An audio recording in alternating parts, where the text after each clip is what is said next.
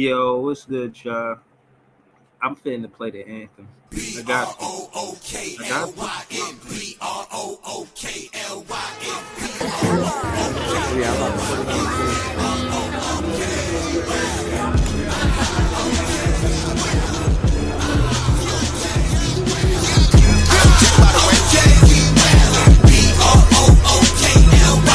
Back in the day, J Kid was the man, boy.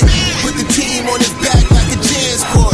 D-Lo with the dribble drive hand on. Pick and roll full contact, this is a man's sport. County of Kings, really the Kingsborough. You know Crown Heights, so you know that sound, right? Brooklyn Bridges, C-Dub defenders. The Brooklyn Block Party, claps and double digits. Got the ball plays clicking, the whole block is with it. Left a lot on the table, now we coming to get it. The shook one's gone, we too Brooklyn strong. Can't stop, won't stop from the Brooklyn block. B-R-O-O-K-L-Y-N, B-R-O-O-K-L-Y-N, B-R-O-O-K-L-Y-N, B-R-O-O-K, we well. Okay, we well. Okay, we well. Okay, we well. B-R-O-O-K-L-Y-N. That hit. Cam Thomas. Just give me the ball, I'm fitting to score next. My J is all net, me and Jay just all next. Getting back on defense, hit him with strong flex. I'm official like a ref, trying not to get attacked. And we go hard on Brooklyn, that's a promise. Watch me like a Cam, cause it's my time. You watch me like a Cam, cause it's my time. Switch, they can't guard me, especially side the Barclays. Spin between crosses, I can score with both hands. Midi flawless, and I get to paint like an artist. I'm a bossmith, so you should respect my handle. I see the big picture with the nets like a mantle. In the future, I see us as champs too. And when we do, I'ma do a Brooklyn dance move. To stir that or Millie rock like a fan do. That's a bet like my parlay on FanDuel. B-R-O-O-K-L-Y-N, B-R-O-O-K-L-Y-N, B-R-O-O-K-L-Y-N. Yo, it's Big Fan Breezy with the Brooklyn Nets vlog. Yo, y'all see what it is, man. Y'all see what's going on. I got the green screen now, you know what I'm saying? I'll be in my living room. I ain't got no studio, not like that, you know what I mean? Where I be just this podcast. So I ain't want to have my family pictures in the background or nothing like that. You know, this the internet. You know what I'm saying? But we here, man. Shout out to Anthony Chabot, Pop Coaching and Opening. Shout out to Player One. Shout out to Danny Berry Sport Highlights. Shout out to my guy Joey BK all day. Shout out to Iceman. Of course, I want to talk about Cam Thomas and his 10 assists. I thought it was very interesting that he had 10 assists. He's making the smart basketball play. He's not forcing up shots. He wasn't particularly good at the field goal percentage tonight, but, you know, I ain't tripping. You know, 8RSL in the chat. I don't think that's the truth. I think this is what Joey said. You know what I'm saying? This is what it is. You know what I mean? You can't look at these losses as a bad thing. You got to look at it as maybe a good thing, I guess. But which leads me to the other part of the show, revisiting that real quick about when Gilbert Arenas said, you know what I'm saying, that Cooper Flagg should come to the Brooklyn Nets. How real is that? How real is that? Y'all really want to see that? Y'all want to see Cooper Flagg come to the Brooklyn Nets? Is that what we on? That's what it is? I'm going to pull up the clip for y'all to see it. You know what I'm saying? Like, I was watching the clip and I was just like, word. Yeah, man. You know what I mean? Shout out to King Ribby RM. Yo, King Ribby RM, just know this is a real thing going on between me and my ex-co-host. We used to have a show called The Nets vs. Knicks. It was called Who Run the City. And we basically stopped doing the show, but we still doing the fan game in September. So you're a Knicks fan, you're invited, you know what I'm saying? Leaf is invited, anybody in the Brooklyn area, New York area, tri-state area. Even if you want to come all the way from Kakalaki, wherever you want to come from, you could pull up and we could whoop. You feel what I mean? So I don't want y'all to feel like y'all can't, you know what I'm saying, be part of what we got going on. I think it's dope. I think y'all should pull up, you know what I'm saying? Last time I played, my co-host, I beat him in the Manhattan Park. It was a nice park, you know what I mean? He picked the park, but You know what I'm saying? I felt like, it was the icebreaker. So I really wanted to win that game. And, I won that game. You know what I'm saying? But, I prepared for it. It wasn't like I just really wanted to win and I just willed it. Nah, I actually prepared for that game. And he said he could beat me coming straight off the couch. I thought that was cat.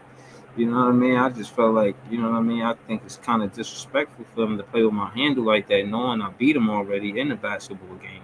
So, I just thought for him to say that, I thought it was hard. You know what I mean?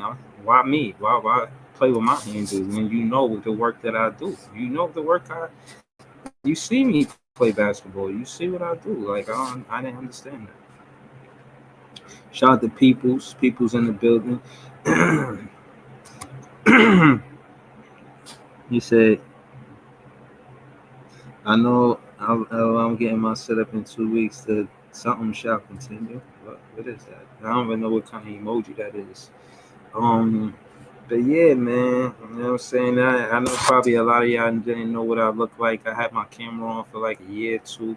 That's because y'all was rocking with me when I was just doing this podcast when my laptop broke and I was on my phone.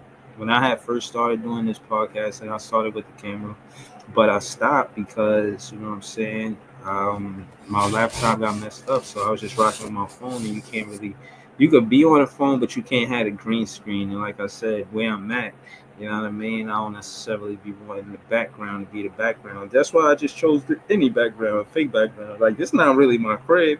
I mean, it'd be dope if it was. I have piano, and you know what I'm saying. Like it just looked like a nice place, but that's not my actual spot. You feel what I mean?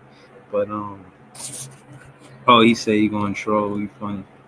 Yeah, man. Shout out to King Ribby, man. Shout out to players. Shout out to all of you guys in the chat, man. Like, share, comment, subscribe, share this, and that, you know what I mean. Creme de la creme, run, tell a Nets fan friend. You feel what I'm saying? We're gonna get to some of the game. Then I'm gonna throw the link in the chat. I wanted to get to a few of the topics and the titles so that way when y'all pull up, y'all know where I stand with it. Y'all can agree or disagree. You know, you ain't gotta be on this show and agree with me. It's all good. You know what I'm saying? I just keep it respectful. You know how I do it. Um, Zaire Williams continues to impress me, man. I like his game. He really couldn't guard Kobe White tonight, but I like his game. You know what I'm saying? Cameron Johnson. You know what I mean? It is what it is when you get him. Like, what should I say? Claxton did exceptional on the rebounds tonight. I thought he was grabbing a lot of boards, and the stats show it. And he had 18 points. This Claxton numbers, 18 and 14. I've never seen Claxton with these numbers. This is impressive. 8 for 23 from the field from Cam Thomas. I didn't like some of what I seen from Cam Thomas, and basically I felt like his shot wasn't falling. He was 3 for 9 from the 3-point line, but his shot wasn't falling ultimately. 8 for 23. I mean, that's not a high percentage shot. I mean, high percentage at the field as a reset. Hold on, y'all. Hold on.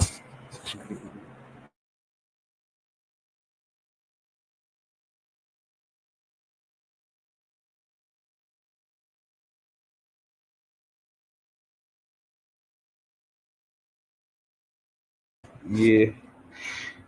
Yeah, so basically, what I'm saying is he became a shot facilitator. You know what I mean? I know a lot of fans may say this, that, and the third, but I'm here for it. Clax had 5 assists. Is this a normal thing now for Clax where he could be consistent having assists? You know what I'm saying? Um, Samba in the chat, he said, I know people love his playmaking. Some of those were sublime tonight, but I'd be happy for CT to get 5 assists and put up 30 plus on his pre-hammy 46-39 efficiency. Facts, I'm with you.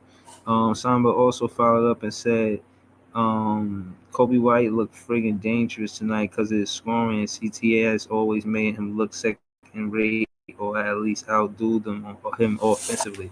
Right. I remember more of that happening than anything. You feel what I'm saying? But, you know, tonight it just seemed like Kobe White did, have a good game. I forget what numbers he put up. He was 12. He had 31 and 7 rebounds, 4 assists. He had a great game. And again, a lot of times Cam Thomas don't miss a lot of 2-pointers, and tonight he did. You know what I'm saying? He took 9 3-pointers, which means he, had 14. You know what I'm saying? 2-pointers, and he made 8 of those. So 8. So I mean, he could have shot better from the field. I ain't gonna lie to you, but I was impressed with the steals. I heard Leaf on his play-by-play talking about Trinidad Wofford. Yeah, I wasn't too impressed neither. You know what I'm saying? It's like he's good, but I don't know if he's good enough for me to keep because at the end of the day, I told you I got Cam Thomas. I got Cam Thomas, Zaire Williams, and Noah Clowney. Regarding health too. But now I'm really interested in Tyrese Martin too, man. I know D'Lo said D'Lo gonna say what he gonna say. He was 2 for 9. He had 4 points. You know what I mean? Pedestrian game. You know what I mean? Like people said. But case in point is Tyrese Martin. I don't want to shine a bad light on D'Lo for his bad game. I want to shine a good light on Tyrese Martin to say that he's making a case to be part of the roster for next season. He's making a very strong case right now. I'm gonna go out. I'm gonna say 4 guys should make next season that I'm sure about. I'm not sure about Day'Ron Sharpe. I'm not sure about Jalen Wilson. I'm not sure about Trinidad Wofford. I like Day'Ron Sharpe, but I'm not sure about him. I'm not sure about Keon Johnson. I'm not sure about, you know what I'm saying, the vets and whatnot. And case in point is Cam Thomas, Noah Clowney, Zaire Williams, and Tyrese Martin, man. Those might be the players that I'm interested in keeping. Oh man, yeah, he had 10. He had 10. Shout out to Joey BK. We here. Yeah, I know I'm throwing the link in the chat in just a minute. I just wanted to go over a few more things, and I think one more thing I wanted to speak on. And that's Gilbert Arenas talking about Cooper Flagg to the Nets. I was looking at it earlier. I was like, okay.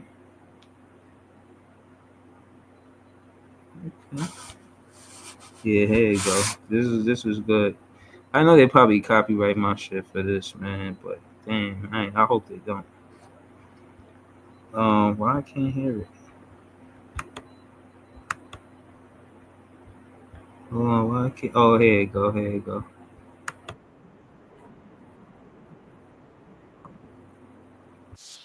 Rock with me, y'all.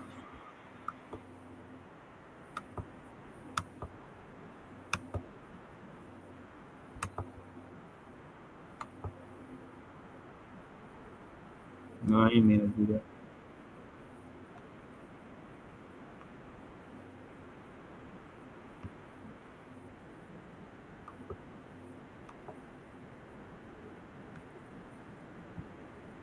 There you go.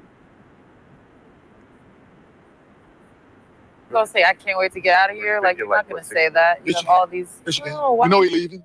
Right, but why would you just 60, say that? False hope. 60 million? So okay, they talk about Cooper and whether or not he gonna stay. We're gonna react to that. Realistically, you know, they discussing that it's $60 million on the line. I don't necessarily know, you know, how that how that money plays out, but we gonna see. Yeah, easy man. You know what I'm saying? I got the screen in the background, you know what I mean? I ain't wanna have family pictures and all of that in the background, you know, it's the internet, so I gotta be careful, you feel what I'm saying? But yeah, man, I'm out here, man. Shout out to Easy. It's lit, man. It's lit. You know what I'm saying? I might go off camera because Mary Jane might call me, you know what I mean? Go, hello, Mary Jane. You know what I mean? But yeah, you know what I'm saying? Shout out to Akeem. Benny Trust the Nets rebuilding in the chat. Yo, this my dude, man. He was showing me love on I be saying everybody my dude, but nah, for real. He a net fan that be out here. I seen him on Big Tone page, you know what I mean? Shout out to Big Tone, but yeah, you know what I'm saying? Oh yeah. I gotta run the ISO. I gotta run the ISO in the beginning. You know what I mean? Because I want to basically the structure of the show is like I'll get to the title before I put the link in the chat for the fans to come and pretty much get to the title. So that way, yeah, we could all talk about it. But instead of me having to yell, hold it down, slow it down, making me a guy that will sub your ass because you won't be quiet. I do this if I have to, but realistically, I will imagine if I was say hold it down that first or second time, dudes actually stop talking and let me run point guard. But that don't be happening. So I gotta, you know what I'm saying, do what I gotta do as a moderator sometime, you know what I mean? But we're gonna continue with this because I want to react to it, and then I'm gonna throw the link in the chat so we can all react to it. Shout out to Easy, shout out to Joey BK, shout out to Ray LM, shouting out another player, you know what I mean? I tell you, man, I swear, man, y'all get on my goddamn nerve, man. I swear, man. Shout out to Ray LM, though. Here we go. People went to Kentucky, them dudes know them dudes are one and done. Dudes, they go to Duke, Kentucky. The crazies know it happens every year. One and done. Every year. They come in and they leave. Yeah, absolutely. Zion, Marvin. All of them. You name it. From in, out. We go back to have a Kyrie. Kyrie, 11 games. Corey Maggette. Shout out Corey Maggette. You name them. Yeah. It's just fun. They just fun. They've been one leave. They just want to make them feel good. I'm going to have that conversation. What about Christian Laettner, though, King? And Grant Hill for you, absolutely. All them, Bobby Hurley. What about getting the education? And see how they use that education. See how they worked out for all of them. This man said getting the education. They need to get a financial advisor to talk about all that money that's going to be coming in. Like, yo, how I see what's good with that paper and spending the paper the right way. Shout out to Jerry Stackhouse. He's somebody that left college early and actually went back to college and got his degree. So I am for that. Shout out to Jerry Stackhouse. Go back to college after you guys all get drafted your first year. Go back to college and get your degree sometime in your life. I seen Jerry Stackhouse do it, and he looked like a happy man. So shout out to him. And what would these players be if they wasn't NBA players? That's interesting, but a whole nother conversation. Let's continue with this so we can get to the part where we talking about Cooper Flagg to the Brooklyn Nets. I want you fans, I want all of the Nets fans, because we the best fans, to react to this. So let's get to it. How they use an education? Whatever they studied in school, is they using it today? No, sir. He out of there. Guarantee Grant Hill didn't go to journalism to broadcast. I do want to shout out the USA basketball. He didn't. Shout out the women's team. They just won the ACC tournament. Okay. So shout out to the women. They hope. Just wanted to say that. Okay, so they both balling. Mm-hmm. If I'm the team, I'm gonna tell them. Listen, I know you're leaving. Fuck all that. But look, hey, can you announce it after I sell these season tickets? We raising the prices. So basically, he's just talking about the business of the, sports and selling the tickets, this and that. They ain't get to the part where he's talking about the Brooklyn Nets and Cooper Flagg. We almost there.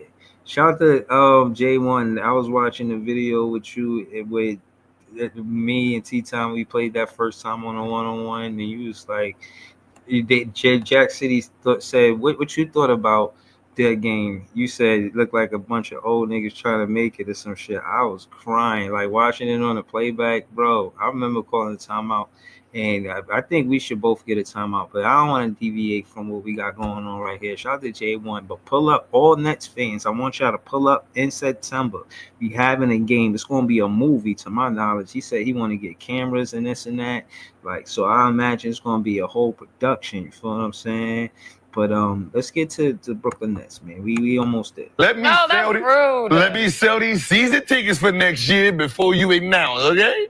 That's all I'm asking. Listen, it don't matter. They don't matter. They got somebody else coming next year. And that's why he won't. We got the Boozer boys coming in already, right? That's why he won't. So listen, it don't even matter. Them seats are sold. Yeah, you got the same small arena. Them seats are sold. You got the number one player in the class coming in. You got the same. It's the same position. So yeah, that's what I think. That's the number one. Absolutely. It's just like Marvin left, Zion left, Marvin was coming in. Zion, they just keep recycling. I can guarantee you, 6'9" guys that can play basketball. If he publicly say, "Hey, I'm staying," Boo's are gonna be like, "Really? Oh, really?" Honestly, my take on it, I don't think it got no motion. I don't think Cooper Flagg is staying with Duke. I gotta pause it here and there because they probably gonna copyright me. Listen, Gil, if you see this, I apologize. I usually don't do this. You mentioned the Brooklyn Nets. I'm a Brooklyn Nets content creator. I actually spoke to you before on through FYF. We was talking about Cam Thomas, but that's neither here nor there at the moment. Shout to Gil's Arena. Shout to Gil. Shout to AJ Zenro. Shout to Gil's Arena. We finna get to it. We almost there. And he said good things about Cam Thomas, just for the chat to know. He said good things about Cam Thomas. Really? Hey, what's that other school around the corner? Ain't nobody going North there. Carolina? Is that the What? North Carolina? Huh? What? They're not going to USC? Why would you leave play the same position? Oh, we play the same position. What the fuck we doing? He can learn. Yeah, I'm gonna learn. Same. Whooping his ass at the school. Kid Boogie Ellis was out here. He said, I told. I don't know if y'all caught that. He said if Cooper Flagg decided to stay with Duke, that one of the Boozer twins, if instead of him going to Duke to play with Cooper, he'll go to Tar Heels so he could compete versus him. The way he said it was funny though. But let's get to it. If Cassius Stanley go there, Boogie gonna decommit. Cassius Stanley went to Duke. What Boogie Ellis do? Where he end up? USC, right? You goddamn So it's that situation. Play the same position. You put the guy in a certain situation. They don't because you bank. The reason he signed because he you lead him, motherfucker. Yeah, absolutely. He one and done. That was Boozer. I know my daddy went here, but I'm coming there to be the man. I'm not coming there to play second fiddle. Yeah. So as I mentioned, Wizards, Hornets, Jazz, I think tied for best odds to win the lottery. What, the number one pick? To get the number one pick right now. Wizards have a position. 14%. Wizards what? Wizards, Hornets, and Jazz. Utah Jazz. I see Jazz. Charlotte would be cool. Is now favorite team. For him, right there. For him and his success? Best option for Cooper Flagg next year between those three teams. For his success, probably. Okay, now here it goes. Now we got past all of the fluff, which was good content. I'm actually enjoying it while I'm watching it. Hit the like button, chat, please.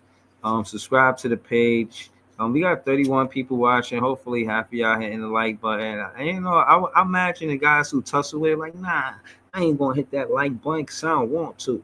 But I mean, what you guys want to like? You want to like what? I mean, I don't know. But again, I'm gonna get straight to the content. Let's get to it. Hornets. It's right down the street from dude. Because you have a point guard, you have a shooting guard, you don't have to be great at the beginning. Yeah. Is he the 3 or the 4? 3-4. Because what is Brandon Miller? He's the 2? 2-3. 2-3. But see, Brandon Miller, like he's a 2. So I can move him. I can have him and Melo as the back guard. Him and Miles Bridges. Whoever has the better matchup. I got you guys at the 3-4, and then Mark Williams at the 5. That team instantly will be like Detroit Pistons. As long as everybody's healthy, they can instantly go and be like oh shit, this current Detroit. Because what Cooper Flagg is Flagg is he defends. Like he's like an old school white boy. They out there play hard as a motherfucker. No, I'm just out there play hard like Matt Harper and them. Yeah, Matt Harper. He play hard like Matt Harper. Matt Harper. Absolutely. They out there just motherfucker just sweating on you and shit. He does wear a new belt. Damn, relax. Play hard as a motherfucker. He can play off. And he's really good. Yeah. I gotta pause it because I know they gonna. I want them to flag me or block nothing, or just stream or nothing like that. I like this podcast, man. And they basically saying Cooper Flagg going to Charlotte. He could play with LaMelo Ball. And that lineup with him, Brandon Miller, Bridges, it seemed like a good fit. Is right down the block. She said that. I don't know her name, but she said that. And yeah, if Cooper Flagg like it so much, in Duke, I mean, him going down the block to Charlotte, I would think that that's something that you might want to entertain. I'm not saying that's a bad thing. That might be what Cooper Flagg want. He might want to stay put. He might be in a situation where he is on Charlotte. This is a good podcast, man. I'm rocking with it, man. Shout out to Gilbert Arenas. Yo, tag Gilbert Arenas on Twitter. I'm going to actually tag him on. I ain't going to tag him right now. I mean, chat. Somebody tag Gilbert Arenas. You know what I'm saying? But like I said, he got so he's like the old school, but now we got the and he athletic like black guys. Yeah. So you got a little mixture going on over there. Like, you know what? I'm good over here. Come on, y'all remember the white boys they put in the game? You're like, oh, man. You know what you can punch on them, give them a little elbow shot. Cardinal. Yeah, they're still right there. Hey, They just happy to be here. All right. Brian Cardinal. Yeah, running through walls. You're like, damn, this motherfucker don't ever. Your era was Hallenberg, like them motherfuckers right there. Yeah. Mark Madsen. Yeah, you're like, Hey, hell yes, Kenyon. that shit was so funny. That shit was hilarious. You should pull that motherfucking jump shot. I'm like, hell no. I ain't gonna lie, they chatting right now. I'm trying to get to the part where you talking about Brooklyn, man. Come on. That motherfucker went in. Hell yes, Kenyon. But I still think about that randomly from time to time. That shit was right on time too. Though. I like, man, good shot, bro. But I said Charlotte. You don't like Utah? Because of the skin? No. No. Yeah. I mean, but I like their point guard. What's the point guard they got? Isaiah? Yeah. I'm just Walker Kessler. Yeah, they got a marketing and Cooper Flagg. Yeah, that's a big tree. That's the two. John Collins. The 3, 4, 5. They can. I like Utah too. I'm just saying. I'm looking forward to if he goes there. They're expecting him to be the number one option. Who? No, Lauren Marketing is the number one option. No, they're not. Lauren Marketing is the number one option. Chat, how y'all feel about this? I'm going to revisit this when I throw the link in the chat, but the marketing, Cooper Flagg on with marketing and Brooklyn, what's his name? Walker Kessler. Bro, that's tough. You know what I'm saying? Charlotte, Utah would be a good team if they had Cooper Flagg. I guess any team. He putting up 19-7-4. So I imagine, you know what I'm saying, he going to be open with any team. And if you know Danny Ainge like I know, he ain't stocking all those draft picks for nothing. We're going to look at these actual teams that they're talking about and see what draft pick they got. But they're in the runnings. We don't have to. We've been doing it all season. We know who at the bottom of the league. It is Utah, Charlotte, and I think New Orleans and Washington Wizards, who beat the Detroit Pistons earlier today. That messed up half of my parlay. God damn it. Shout out to the chat. Shout out to Ray LM. Shout out to A-Trax D-Win. Yeah, man. Hit the like and share. We trying to get to 1,000 subscribers. You know what I'm saying? I got 1,200 videos. You know what I mean? I'll be putting in work. You know what I'm saying? So, we just trying to blow the podcast up. And y'all can hit me with ideas if y'all feel like there's something y'all think that make the show better. That's why parlay I'm putting on my camera, too, because, somebody, my guy Jay, actually, you know what I mean? Say, yo, should put it on the camera. Where's Jay at? I gotta text Jay. I'm gonna text Jay in a minute. But hold on, let me get to this too, because let me see. Man, I wouldn't mind him there. He's the number. I think Utah absolutely marketing is the number one option. I like Utah because he got. Okay. Charlotte just. He fit. No, I don't even. Charlotte is just a he bit fit too with Charlotte. chaotic. He fit with Charlotte. They gonna run. They get run up and down. He ain't got to work. They just having a lot of shit going on. No, I'm just saying, as a young team, just as a young player, he can come in and not really have pressure off the jump. Yeah. Right? So he can, and then you got LaMelo out there doing everything for him. He can go out there and average 16 and 12 and be like, oh shit, rookie of the year, and he ain't really have nothing to do.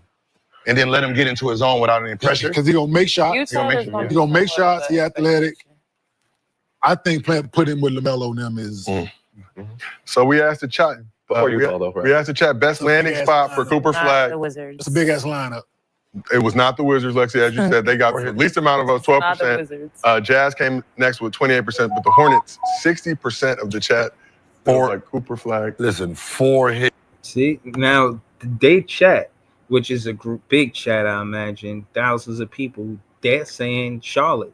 How does this chat feel? Do y'all feel like Cooper Flagg best landing spot is the Hornets? Is it the Charlotte Hornets? How do y'all feel in the chat? Let me know. Shout out to Apartment Gamers in the building. What up? Let's get to it. Let's get to it.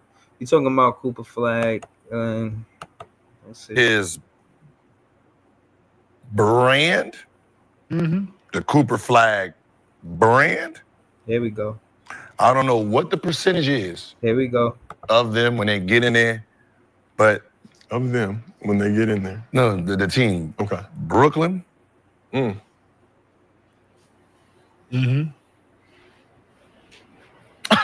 Brooklyn. You the NBA. You need A white hope. Brooklyn. Big market.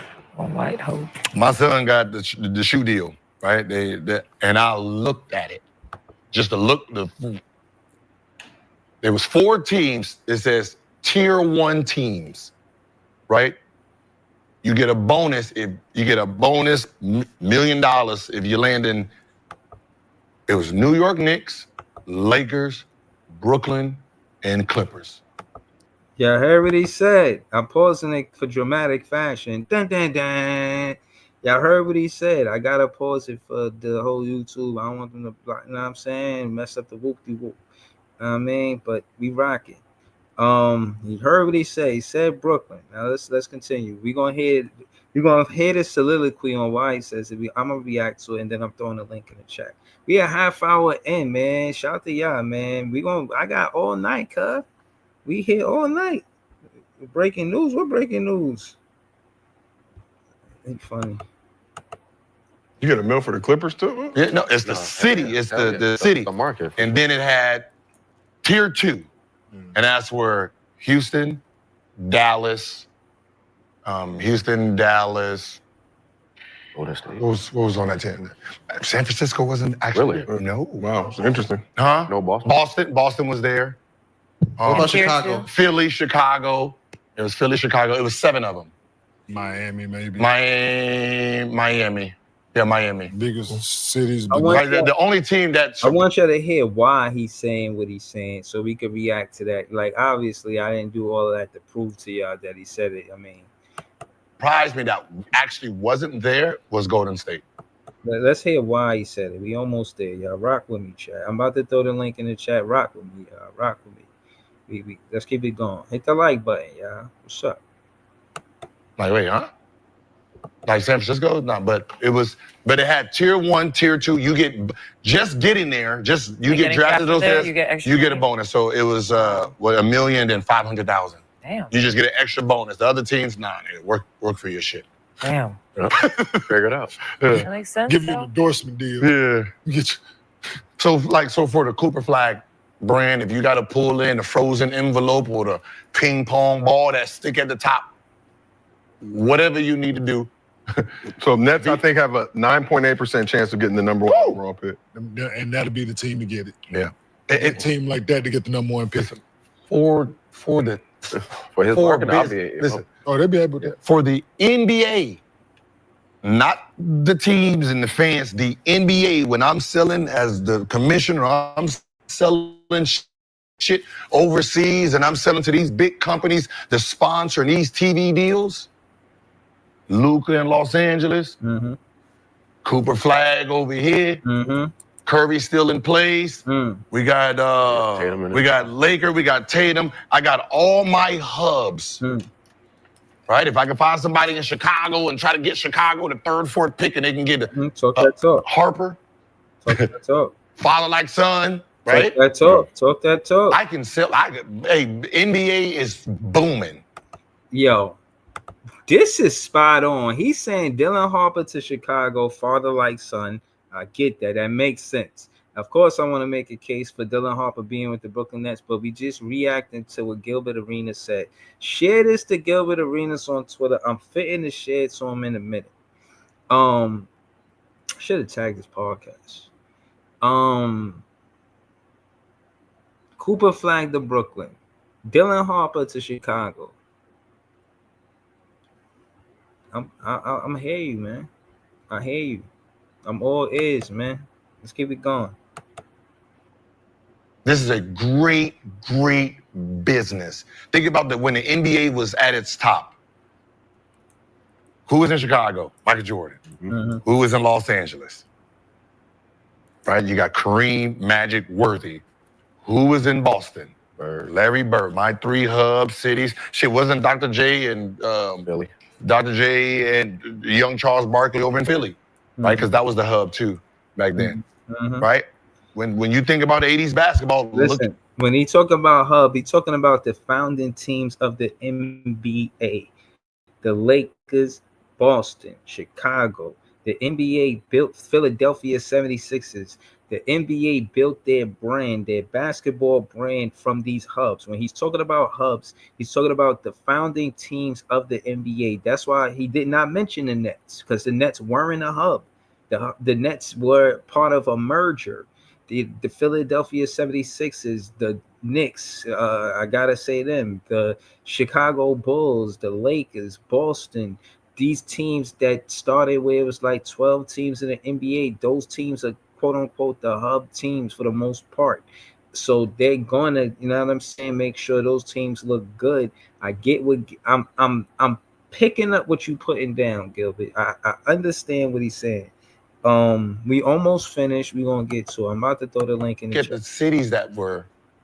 Look who was in those cities. It was hit that like button, y'all. Yee. We will see where the ping pong balls land and where Cooper Flagg will end up, or if any of man, fuck that ping pong ball, man. Just be honest. Frozen envelope me. Yeah, just come out there. Hey, listen, #1 pick, Brooklyn. All right. Harper, you going to Chicago, goddammit. They pulling this. Right, and then the rest of y'all, we're gonna ping pong y'all. Fuck it, let's go like that. Shit, I mean, we ain't gonna play no games with y'all. All right, well, let's keep this thing moving. So, as I mentioned Monday, he said we ain't gonna play no games with y'all. Now, y'all heard what the man said. Y'all heard what the man said. You know what I'm saying? So for the most part, I'm about to throw the link in the chat. So the way I feel about it is somebody that's quote unquote could do everything like a Cooper Flagg, and based on what I've seen from a Shorty Fernandez and the rest of the coaching staff, salute. They do a great job at player developing these players. Examples with Noah Clowney, Cam Thomas, so on and so forth, right? I'm not fitting to give y'all a long soliloquy right now. Y'all been rocking with me for 36 minutes. Y'all see I ran ISO. I'm going to continue to do more of these ISOs before I throw the link in the chat. Just so when y'all are going off and, you know what I mean, having y'all rants maybe, or just having long soliloquies, I could, you know what I'm saying, I could assist to that. But again, I still want to be able to go around the panel because every content creator, everybody that joins the panel, I want to hear their perspective. I like to even hear them, you know, you guys. I listen to you guys. You know, I listen to the podcast in the playback. You know what I'm saying? It's like my favorite podcast, not just because it's my podcast, but it's really dope.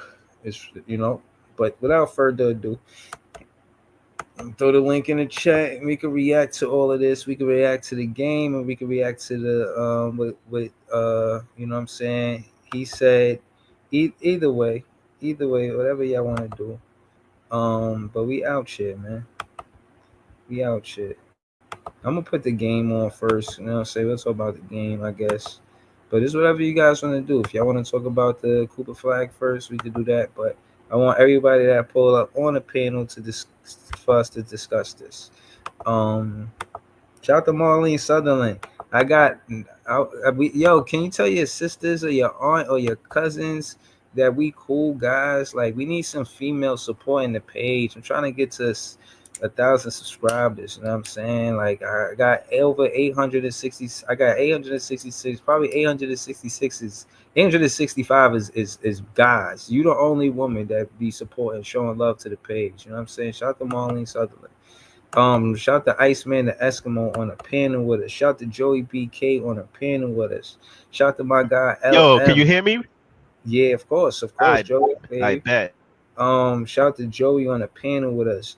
You already know his motto: win, lose, or draw, we head. You know what I'm saying? So shout out to my guy. Shout out to SL on the panel with us. Shout out to Everything Brooklyn Nets John on the panel with us. We all here. Oh wow. Whoa. Yo. Okay, Levin. See, I need to see you in the chat, so I know that. She said, Loving Aries says she subscribed. I got 2 females supporting. All the females that support the show, please stand up.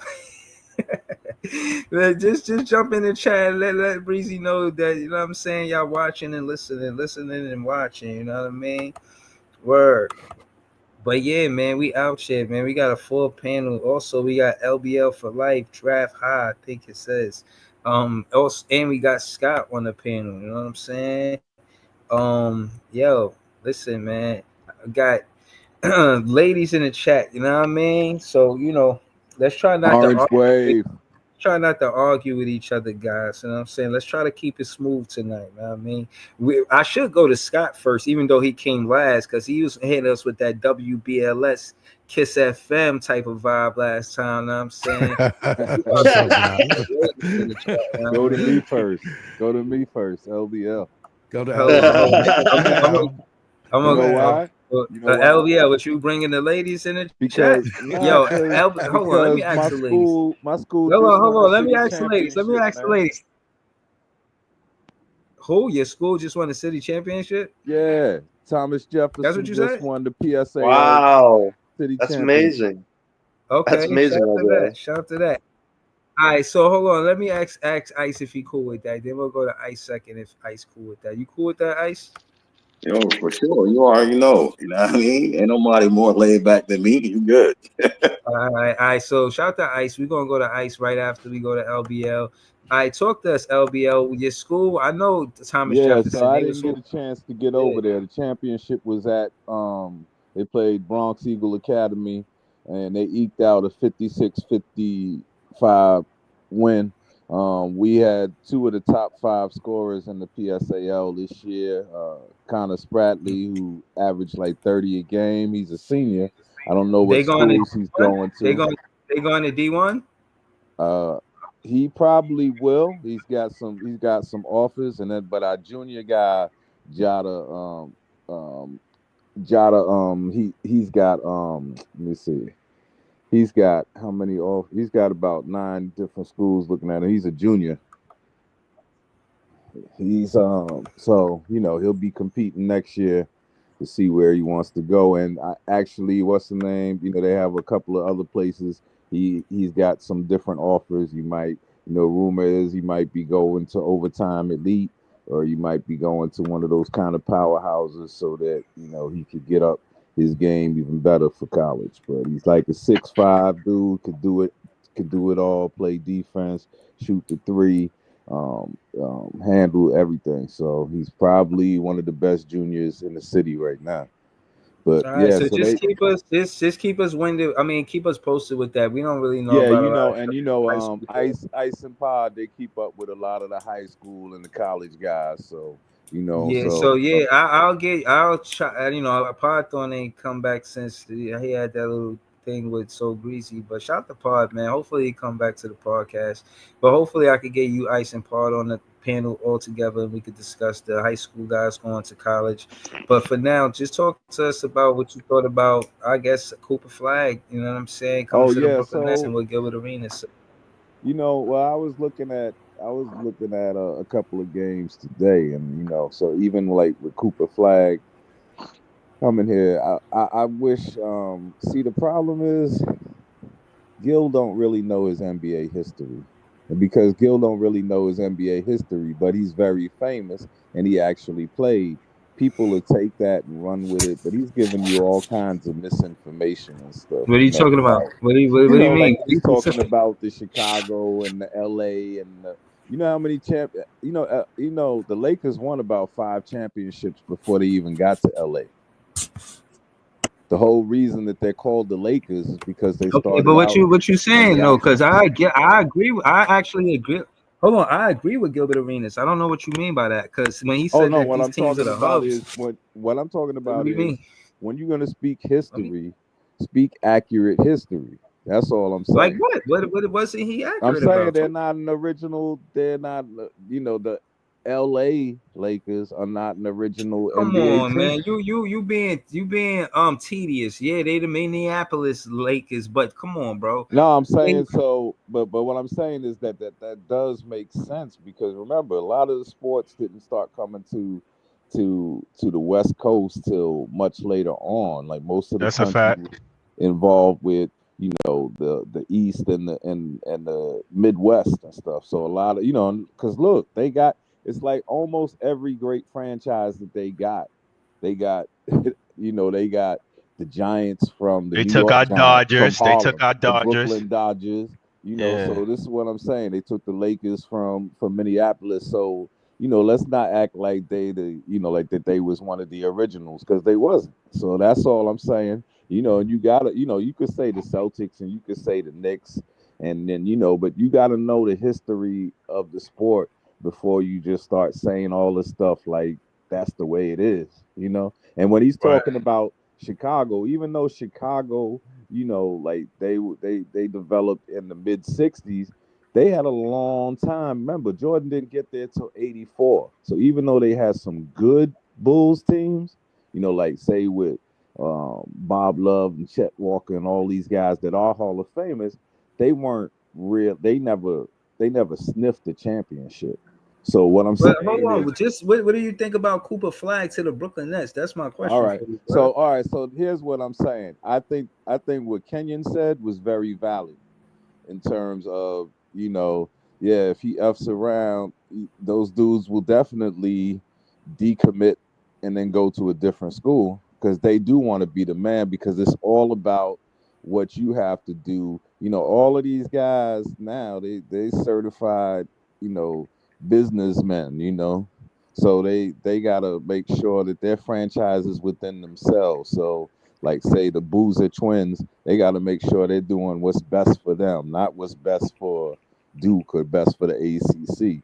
So but a lot of times, do you want Cooper Flagg to come to the Brooklyn Nets? I would say it would be great if he did, and it would be great I saw what's the name have not a great game yesterday. Ace Bailey, he only had 17 and fouled out, and they lost. But if I had to choose between Ace and Cooper, I would want Ace just because of the type of game he has. But that doesn't mean that he's going to be an overall better player than Cooper. Mm-hmm. I just hold on. So you disagree with Gilbert Arenas? He said if Brooklyn Nets got the number 1 pick, you still taking Ace over Cooper Flagg? No, they're going to still take Cooper because Cooper is box office. See, it's going to take a while for Ace to be box office. It's going to take him a while. Cooper is box office just by the fact that he's white and he played at Duke. All right, so let me ask you this. Okay, so you taking Ace over Cooper, that's fine. But what about tonight's game? What you thought about tonight's game?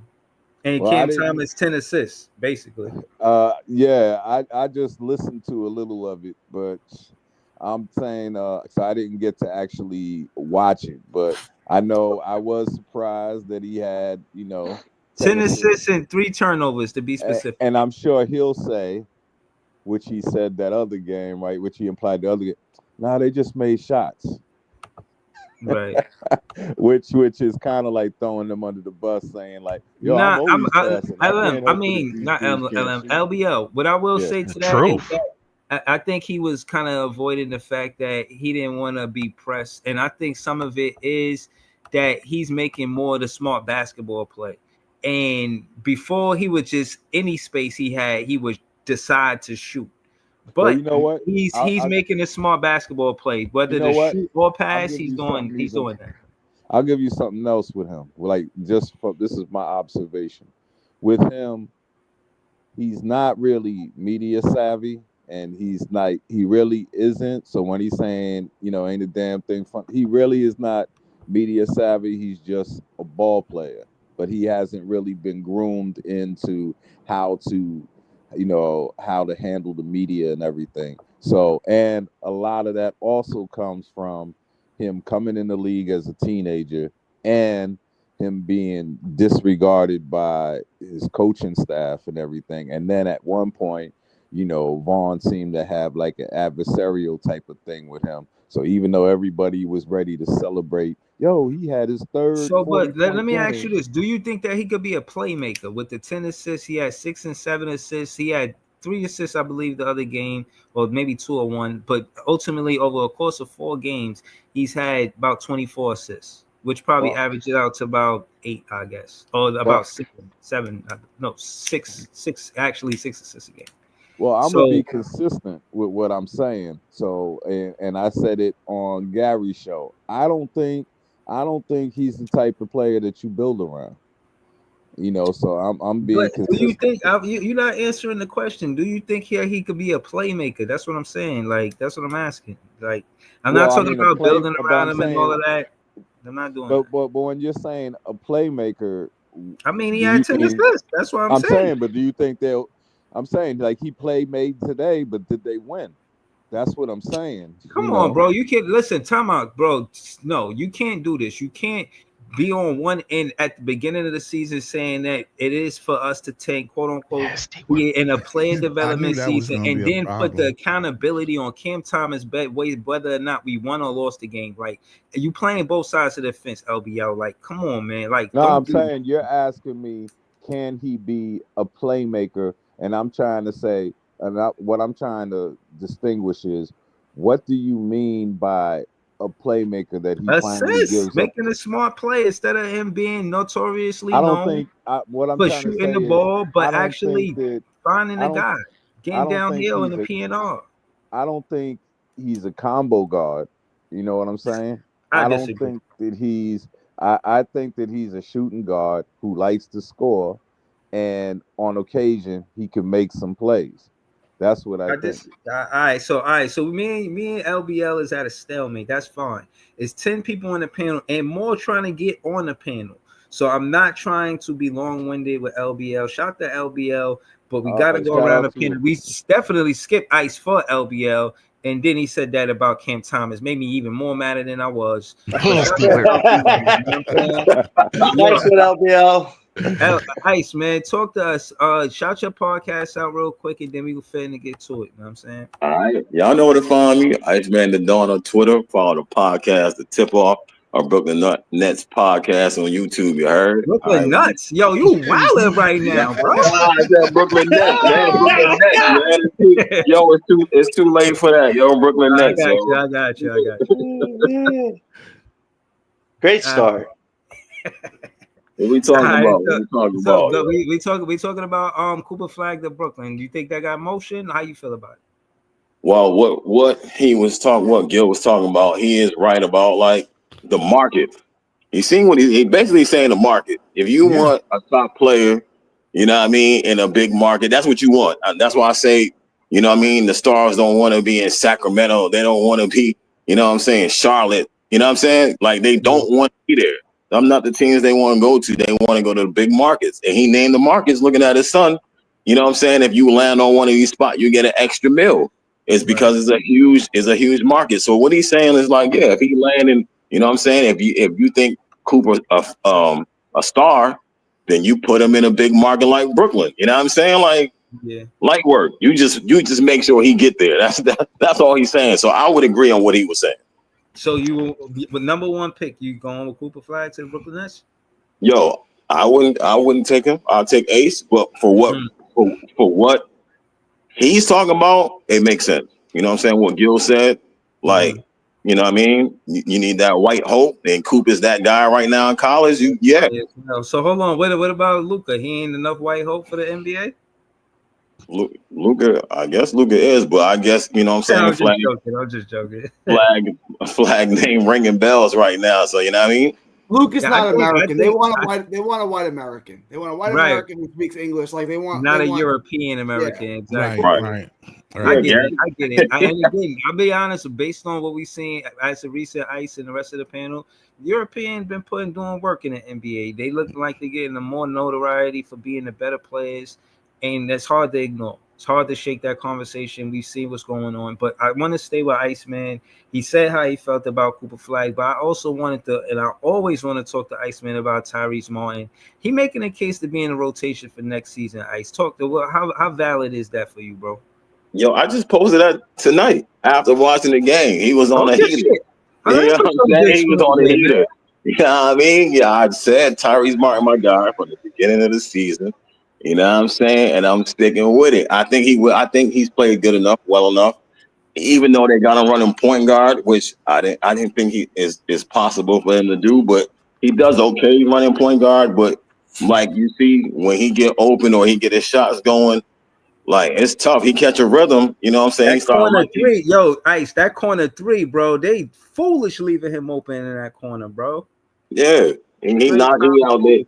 He knocking it down. I'm cheering it here. Like, yeah, Reese. You know what I'm saying? Because I know people gonna have some words for him. They're like, Reese ain't that good of a player. He ain't that nice, but you know what I mean? Ice put y'all. Remember, Ice Man put y'all on Tyrese when he was in the G League. You know what I'm saying? Summer League. You know what I mean? Ice. Why would they be talking about a man even if they didn't know his name? Say his name was Bob Larry. You know what I'm saying? Bob Larry had 22 minutes, 7 for 13, 5 for 8 at the 3-point line. What, 2 offensive rebounds? Had 4 rebounds altogether, a +4 and a plus minus with a 19. Come on, man! Like even his name could be his mama named him Tyrese Martin. So what, he came from the G League? You trying to tell me that this guy's in somebody you think that should be part of the roster? He's not making a case over Jalen Wilson, over Trendon Watford. Like he's over Keon Johnson. He's making a strong case over these dudes, bro. When he's given the opportunity and he's being aggressive and playing like that, yeah, he make a strong case. You know what I'm saying? Over most of them. So I think Reese might end up back on the roster next year. You know what I mean? Yeah. Reese Beekman? Nah, man, we talking about the light skinned brother. You know what I'm saying? But just without me asking you that about Tyrese Martin, just tell us what you thought about tonight's game. Yo, tonight was a good game. I was rooting for us to lose. I ain't gonna tell no lies today. I was rooting for us to lose, but hold up, chill. We in the bottom 3. We in the bottom. Well, I mean bottom 5 or whatever we are in, right? But I figured I seen Chicago's offense, and they didn't have Josh Giddey tonight. But I figured their offense was better than ours, and I didn't think Claxton or anybody was gonna really. You know what I'm saying? We had to score more points than them. I didn't think we was going to, and Kobe White made sure of that. So, you know what I mean? I was rooting for the loss. I want Ace or Jeremiah. I want one of them top guys, bro. You know what I'm saying? Yeah, but now we at the end coming down. Like I said, and I already said 22 wins, so I want to be right. You know what I mean? Stay at 22 wins, and we'd be good. You know what I'm saying? But it was a good game. That Claxton played amazing. Tyrese was playing great. Everybody did their thing out there. I ain't gonna talk negative about nobody. They did what they could do. You know what I'm saying? We just lost the game. Nah, that's all good. Shout out to Ice Man. Y'all throw your link in the chat so they know where they can find you at. Again, y'all can just tap that link and subscribe to his page. Y'all heard from LBL. Y'all heard from Ice. We finna go to Joey BK. We just going around the panel how they got to the panel. Joey BK, talk to us, man. Where you want to start at, man? You seen everything we got going on? We can start with tonight, man. This was a hard fought L, man. This was a classic Nets fourth quarter meltdown. That's what this was. Mm-hmm. It's like they fall apart every time around the 7-8 minute mark in the fourth quarter and go to shit. Like they can't make a shot. Then it's like they get tired of defending a little bit. The tank is still alive and thriving, man. We at 5. Told you guys a couple of weeks ago when y'all was crying when we was bottom 7. That's a lot of season left, and that Toronto was going past us. Now we just need the Sixers to get the fuck out of our way. I don't think we're gonna pass any New Orleans, Utah. Wait, who was saying that Toronto was going to pass us? I said that. Oh yeah, I know for a fact I said it. Yeah, a lot of us said it. Hold on, we definitely gonna get the Big Priest. Shout out to Big Priest for joining the panel too, man. I ain't shout him out when he joined the panel. Shout out to Big Priest. Go ahead though, Joey. Yeah, so I mean I really wasn't panicking because like I knew, everything was tight between that 7th and 5th bottom slot, and I knew that Toronto was, they was healthy, they was playing better, and they eventually have the easier schedule. But yeah, man, I mean, it's the same thing every game with this team. They start off good the first 3 quarters, then they get to the middle of the fourth quarter, they forget how to make a bucket and defend, and they can't close games. So it is what it is. I'm just looking forward to the future. About what Gil said, I mean, it makes sense economically. Do I want Cooper? I mean, I wouldn't be mad if he was here. Absolutely not. I just want us to get a top 3 pick, man. I want us to either have Dylan, Cooper, or Ace in the black and white next year, and I'm cool with that. I feel like Adam Silver's skinny neck ass owe us, man. Everybody else been eating. It's time for the Brooklyn Nets to get thrown a bone. It's time for us to get thrown the bone. You done fed New Orleans. You fed Charlotte. You done fed everybody but us. It's time for us to get thrown the bone. You scoop ball head, skinny neck, son of a gun. We better be in the bottom. We better be in a top 3 pick when it's all said and done in May. That's all I got. Oh man, Bon appetit. Shout to Joey BK all day, man. It's always dope when you join the panel. Shout to all the Nets fans. We the best fans. We're gonna go to LM. LM, talk to us, man. What you thought about tonight's game and what Gilbert Arenas said? You could speak on whatever one you want to speak on first, but shout to you. Thanks for joining the panel, bro. No, what's good, y'all? Tonight's game was pretty good. I mean, it seems like we have these close losses, which is what, I was asking for a minute, just keeping competitive. Maybe it's coach. Yeah, I think it's just a matter of, a lot of people like to put it on these players fighting for their lives, which is, accurate. But at the end of the day, they're not gonna go out there to lose. They're gonna go out there to win. So you can't be mad at it. No, Jordy gets all the credit, but maybe he should get some credit when we lose too. Yeah, that's a good point. But I mean, it is what it is. These guys are gonna go out there. They're gonna play. They believe in Horty. You know what I'm saying? Win or lose. They have some sort of chemistry with him. You know what I'm saying? And we've been asking for a good coach for this team for a long time now. So I like the guy. Cam Thomas. I'll get to the obvious. Probably his best all-around game as a net since he's been drafted. Honestly. 10 assists. Yeah, I meant to speak on that. I forgot. This was the best game he's had in terms of just being all around. I like what he was doing tonight. Had some really good passes. Had some really good passes. Playing the box out, getting 6 rebounds. If this is consistent with him, which is what I've been. The only issue that I have is that I wanted to see this all season. That is the only issue, because then we could have had a good evaluation, and I could have been like, okay, well, yeah, I'm with you. But I still think we got something with him though. I still think, like I said, he is a core, but he's not enough. You need others, but he is a core young piece. But when you get games like this from him, it lets you know, okay, he's listening, and I think he do be listening to Nets fans. I really think he do. He's learning, he's evolving. Kid's only 23 years old, a very young piece. You know what I'm saying? By far, the only reason why some Nets fans even tune in to watch these dudes is because of Cam Thomas. So I mean, you gotta take the wins where you can. All right, so let me ask you this. While you here, LM, 5 years, 150 million. Cam Thomas, how you feel about that? 150 million? Wait, what? 5 years. I don't know. 150 million. I don't know about 150 million. I love Cam Thomas. 150 million. I don't know. Like I don't think that would be my range. Maybe somebody on here would pay him 150 million. How about 100 million? They didn't even pay Kyrie at the first place. They didn't even pay Kyrie 150 million. Sean only gives bad contracts out, please. Come on. Yo, listen. This isn't my take. Y'all know, I'm one of the biggest Cam Thomas fans. I peruse on Twitter and I see Nets fan Twitter to be specific, and I like to see what's going on. You know what I mean? Let me give credit to. So you went to his mom's page and got this? You funny. This is Nets League, LBL. This is Nets League. Oh, that was a good one, LBL. But let Ellen finish up. Yeah, I agree with the first comment. I think 60 mil, 40, around 50 or 40 mil is fine. Like I don't think 125 is type crazy. I ain't gonna lie, but or 150, but I think 60 is fine.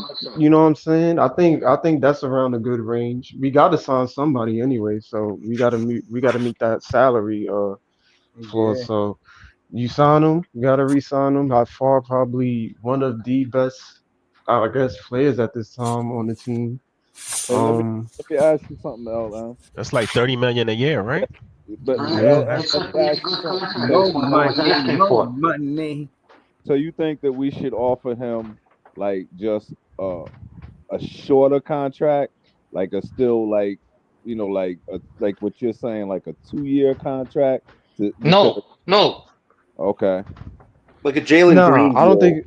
Yeah, exactly. Like John. Yeah, Jalen let Green Ellen deal to me. Jalen Green deal to me would be more fitting Jalen for Green Cam contract Thomas. is a trade contract. Let's not do that to Cam Thomas, No, please. then it's a fair contract because you have flexibility, Adar. Right. Hold Okay. You want flexibility, Let Ellen finish. and on Let Ellen top of that, if I heard uh, somebody saying if you give him a Claxton contract, kind of like you front it, like as the mhm. years go by, the salary gets lower. I wouldn't mind that with him, but I think some people want him to get paid more than Claxton, being that He he's should. arguably the best player on the team, which I don't Yeah, disagree with. right. So, I mean, get the man his money, and we rocking. But in terms of what Gil said tonight, on Gil's Arena, Yeah. I agree to a certain extent. Like, I think Cooper and Brooklyn makes sense in terms of in branding. Mm-hmm. Um, what makes it interesting is that Dylan and Ace is Nike athletes. So in Okay. terms of them coming here, I think it will be the same result. All top three of them got a shoe deal.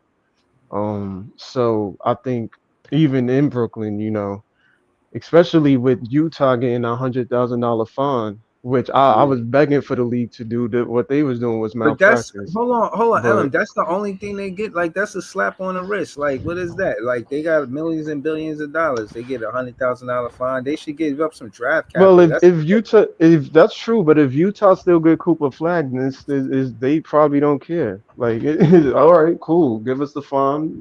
We'll see how it plays but out in the that's what I'm lottery. saying. That's what I'm saying about the penalty should be more.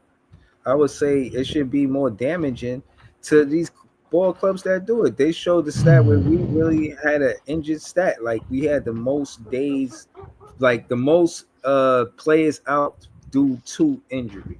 And that was with the Brooklyn Nets. Yeah. But the Utah Jazz is ridiculous. I guess they went over that limit. Like, yo, Which is y'all. that's true because they wasn't playing marketing, but I think due to that, Mm, I think the Nets might have some favor in the lottery. I think Leaf made the point like a while ago, but we're kind of doing it correctly in terms of maybe not bottom three like everybody wanted, but playing players, not just sitting players, but having them on the floor, being in games, not overly just throwing games. I right. think that the league is looking at that and they're like, okay, well, if y'all can, okay, y'all not reaching top three, but if y'all can get into that Strategic bottom thinking. 4 or 5, maybe we can do something. Maybe we can do That's a something for joke. y'all. You know what I'm saying? Mm-hmm. Like we not sitting here throwing games and purposely. I've been saying what Philly, Washington, and what Utah was doing was malpractice. Like somebody had to step in and do something. That's You the know what I'm word saying? for it. I So just wish it was more damaging. The 100,000 really don't seem like a penalty for a millionaire or a Nah. billionaire. Right. it don't, They but not hurting. That shit is not hurting them at it all. not hurt. It's not hurting. But to wrap it up, I do think Gil is right in terms of what it does for players who already got the shoe deals. If they land in Brooklyn, the endorsements, like it's New York. Like I Yeah. mean, it's obvious that's gonna help their brand crazy. So I ain't with it. I mean, I'm with it. Like if we get the first pick, I'm chilling. If we get the second or third pick, I'm chilling. Not settling for nothing less. If we get either one of those three, But you is know what I'm Cooper? saying? We But no. rocking. But to the point of Gilbert Arenas, do you want Cooper Flag in Brooklyn with the number one pick? If not, who you want with that number one pick? Me personally, I would, and might be a hot take, but I would probably choose Dylan. I think that for me, it would be Dylan. I think at this point, Okay. to Priest said, like watching Dylan more and more, like the kid is just Kate Cunningham as potential. Like you're talking about a guy that can possibly give you a walking 30 in 14. Mm-hmm. If you're talking about where his potential could be. He's 6'7", 6'6", 220. Like he's a big guy. He's a Player one said he guard. could also be Kobe White. Yeah, I don't see Kobe White in him. I really don't. But I don't see that neither. people got their opinions. But for me, it would be Dylan or Ace. But if Cooper is the pick, which I think they would do, I'm not sitting here upset. You arguably got a 6'9" dude who's one of the best defenders in college. His offense is getting there. The IQ is there. He's athletic. He can jump. The boy can jump out the gym. I ain't mad at it. You let them put the great white hope in Brooklyn and see what he do. I ain't mad at it. All right. So hey, Breeze, I wanted to say something real quick about Cam Thomas, the playmaking thing. Come on, bro. Like Cam Thomas is a playmaker, LBL. Like you don't just get 9-10 assists without having playmaking ability. Now, is Cam Thomas a point guard? Absolutely not. But in order for Cam Thomas to take it to the next level, and if he's going to have the ball in his hand a lot, he's going to need to be able to play make. You feel what I'm saying? If the offense is going to be ran through you, if you're going to have the ball in your hand majority of the time, if you're going to be taking the most shots, if everybody knows you're going to be the guy, you're going to need to learn how to play make. And I think he's gotten better with that. Another thing.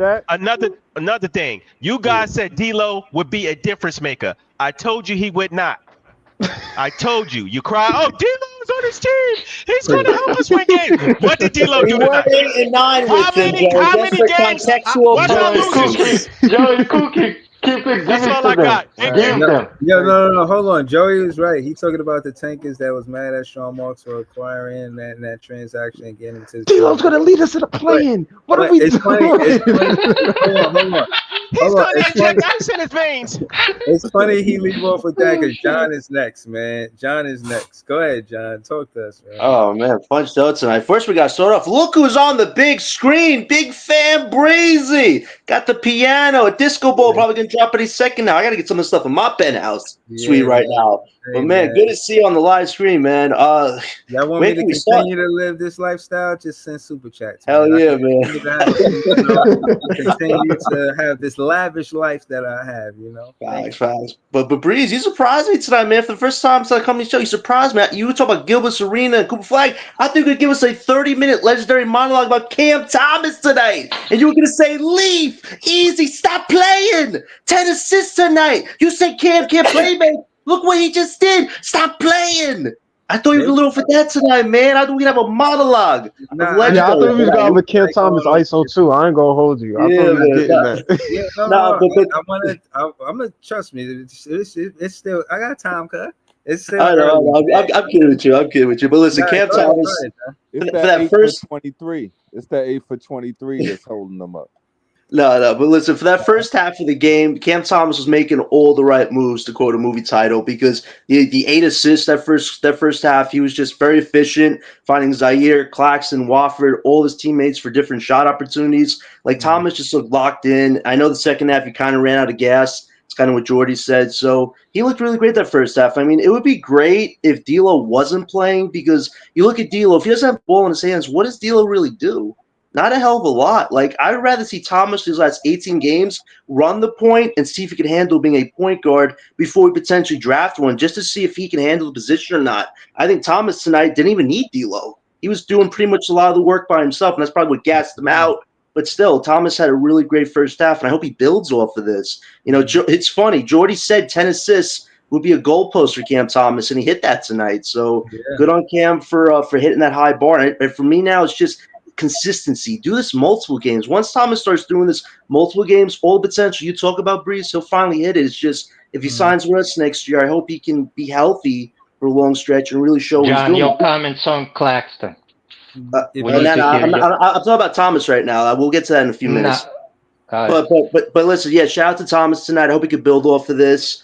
Claxton had a decent night tonight. If he had more games like this, I think everybody would complain about him. But when you get beat by Bismarck Biyombo, I'm gonna kind of hold that a bit more over that. But he had a good night tonight. And you talk about Cooper Flagg, right, Breeze? Listen, if we somehow the way our organization led this year, if we somehow get a top 3 pick by doing a lot of the things wrong in a typical tank, it's really divine into tank shit at that point. I mean, you get someone like Cooper Flagg, who this year came in with a lot of pressure on him. Everybody that was holding darts saying, oh, Cooper can't do nothing offensively. dropped 40 points in the Duke game. So he met a lot of bars, a lot of ceilings that people said he was good at, and he's been very good this year. He's been a leader on the court, been getting all of his teammates good shots, the assists, the defense. Like, he is a jack of all trades. So to get a guy like him on Brooklyn, I think he fits Jordy's defensive system really well out of all the other tanking teams. You see what Jordy could do in February without Cam Thomas, having a lot of defensive guys having pride. Let's entertain it. So what we got, Cooper starting at the 4, Noah Clowney coming off the bench. How that work? If he did, I think you can play Cooper at the 3 and Clowney at the 4. I think you really can. I think you start Cooper at the 3, and as he builds up muscle mass, then you transition him to the 4. Like right now, he still needs to build up some of that on the physicality side, but I really think defensively, his first year in Brooklyn, that would be his strengths, being a shot blocker, being the best defender on this team on a night-to-night basis. I know everybody's going to look at the offense. This guy's not going to average more than 13 or 14 points his first year, but defensively, if Cooper can establish himself, I think the second year, the offense would take off more, especially if we get a second star prospect to pair with Cooper Flagg. I really think that would be a good game plan if we somehow got the number 1 pick. So I think Cooper would be a pick, Cooper Flagg. You taking Cooper Flagg with the number 1 pick? Yeah, I always said my order would be Cooper, Ace, Harper. It's now changed to Cooper, Harper, Ace, just because Cooper and Harper are the most game ready, and Ace would probably need 2 more years of development. But I'd be fine with either one of the top 3. If we somehow get a top 3 pick, it's great for Brooklyn, great for the base, and you really get to start this new structure of the organization on a very high note. But getting Cooper, like you said, marketability, you can get a lot of eyes on the Brooklyn product, and I think he's going to bring a lot of moxie. Cooper Flagg ain't afraid to talk that trash talk on the court neither. So you're going to get somebody that's really going to want to play at a high level, even if he doesn't have the components around him necessarily. But if we get any of the top 3 guys, Brooklyn's going to be in a better place than they are right now. So look forward to the draft, hopefully working in our favor somehow. John, you think he's going to be our top defender coming out of college? I think that's where you're going to see being his strengths right now, because Cooper defensively is probably the best in this draft right now. Offense, I know a lot of you guys look at him not averaging more than 13, 14 points. Let the first year, if he's with Brooklyn, let him set that defensive edge on this team, because I think that's what Jordy cares about right now is the defensive identity. And you could replace a Keon Johnson and Reese Beekman with a Cooper Flagg. Hallelujah. You know? Ask you something. Who do you think is our best defender now? I would say Zaire Williams has been the most consistent defender. I think so too. But he's going to be a better defender than Zaire. I think Cooper's 6'9", man, and once he builds up his bulk more, I think Zaire. I don't know if Zaire's ever going to build. They're about the same size. No, but Cooper is physically going to get stronger. Cooper is the best defensive player coming out this next 2 drafts. So stuff. Yeah, and you could play Zaire off the bench. Hey, imagine swapping Cooper and Zaire in the rotations. You would kind of have 2 top defenders on your team right there. You have Cooper in the starting lineup. Zaire could back him up. Like, I would like that too. I think if we get Cooper, Jordy's really going to want to cement the defensive identity of this team. And you look at 2026, we get a Darren Peterson, AJ DeBasa. There's your big scoring piece that you want. Imagine pairing one of those scoring pieces with Cooper. You get the best of both worlds, offense and defense. That's how you create balance. So if we get Cooper, that would be my ideal system. We get Cooper, and then you aim for another top pick, and that's how you would do it. And if you get Harper, there's your point guard. You try to get a forward in a DeBasa, or you get another scorer with Harper. Like, there are different combinations we get in that top 3. So I think that gives us a lot more flexibility, and I hope it works out in our favor somehow. Yeah, we gonna see. Shout out to everything Book the Nets, John. If it's about some Nets content, especially on Twitter, you might see John in that conversation or post. Thank you, John, for that. We're gonna go to Scott, then Big Priest, SL, and Gary. Shout out to all of them. But Scott, talk to us. I just want to read this comment, then I'm gonna get to Scott. Samba says CT was creating angles and using his scoring gravity to set up play after play for his teammates. That's facilitating, not that BS that Halliburton and Ben Simmons does. They don't pass, they defer. Halliburton got the stray. Oh yeah, he did definitely catch the stray just now. But what I will say is I get what he mean by scoring gravity, because Cam Thomas does have the defense try to stop his mid-range. And if we could play under the 3-point line more and run the P&R under the 3-point line, it's going to be hard to stop Cam Thomas in the P&R. Like, seriously. But we're gonna go to Scott. Scott, before we get to it, just please shout your channel out, and then we're gonna, get into some content.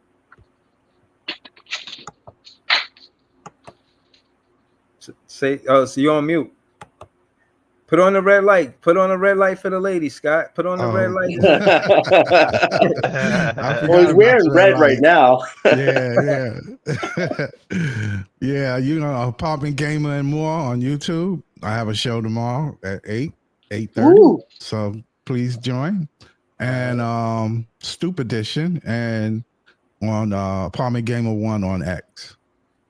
Okay, that's what's up, man. Talk to us, man. What you thought about tonight's game, Scott? It was a good game for Cam Thomas. Okay. So what you mean when you say that?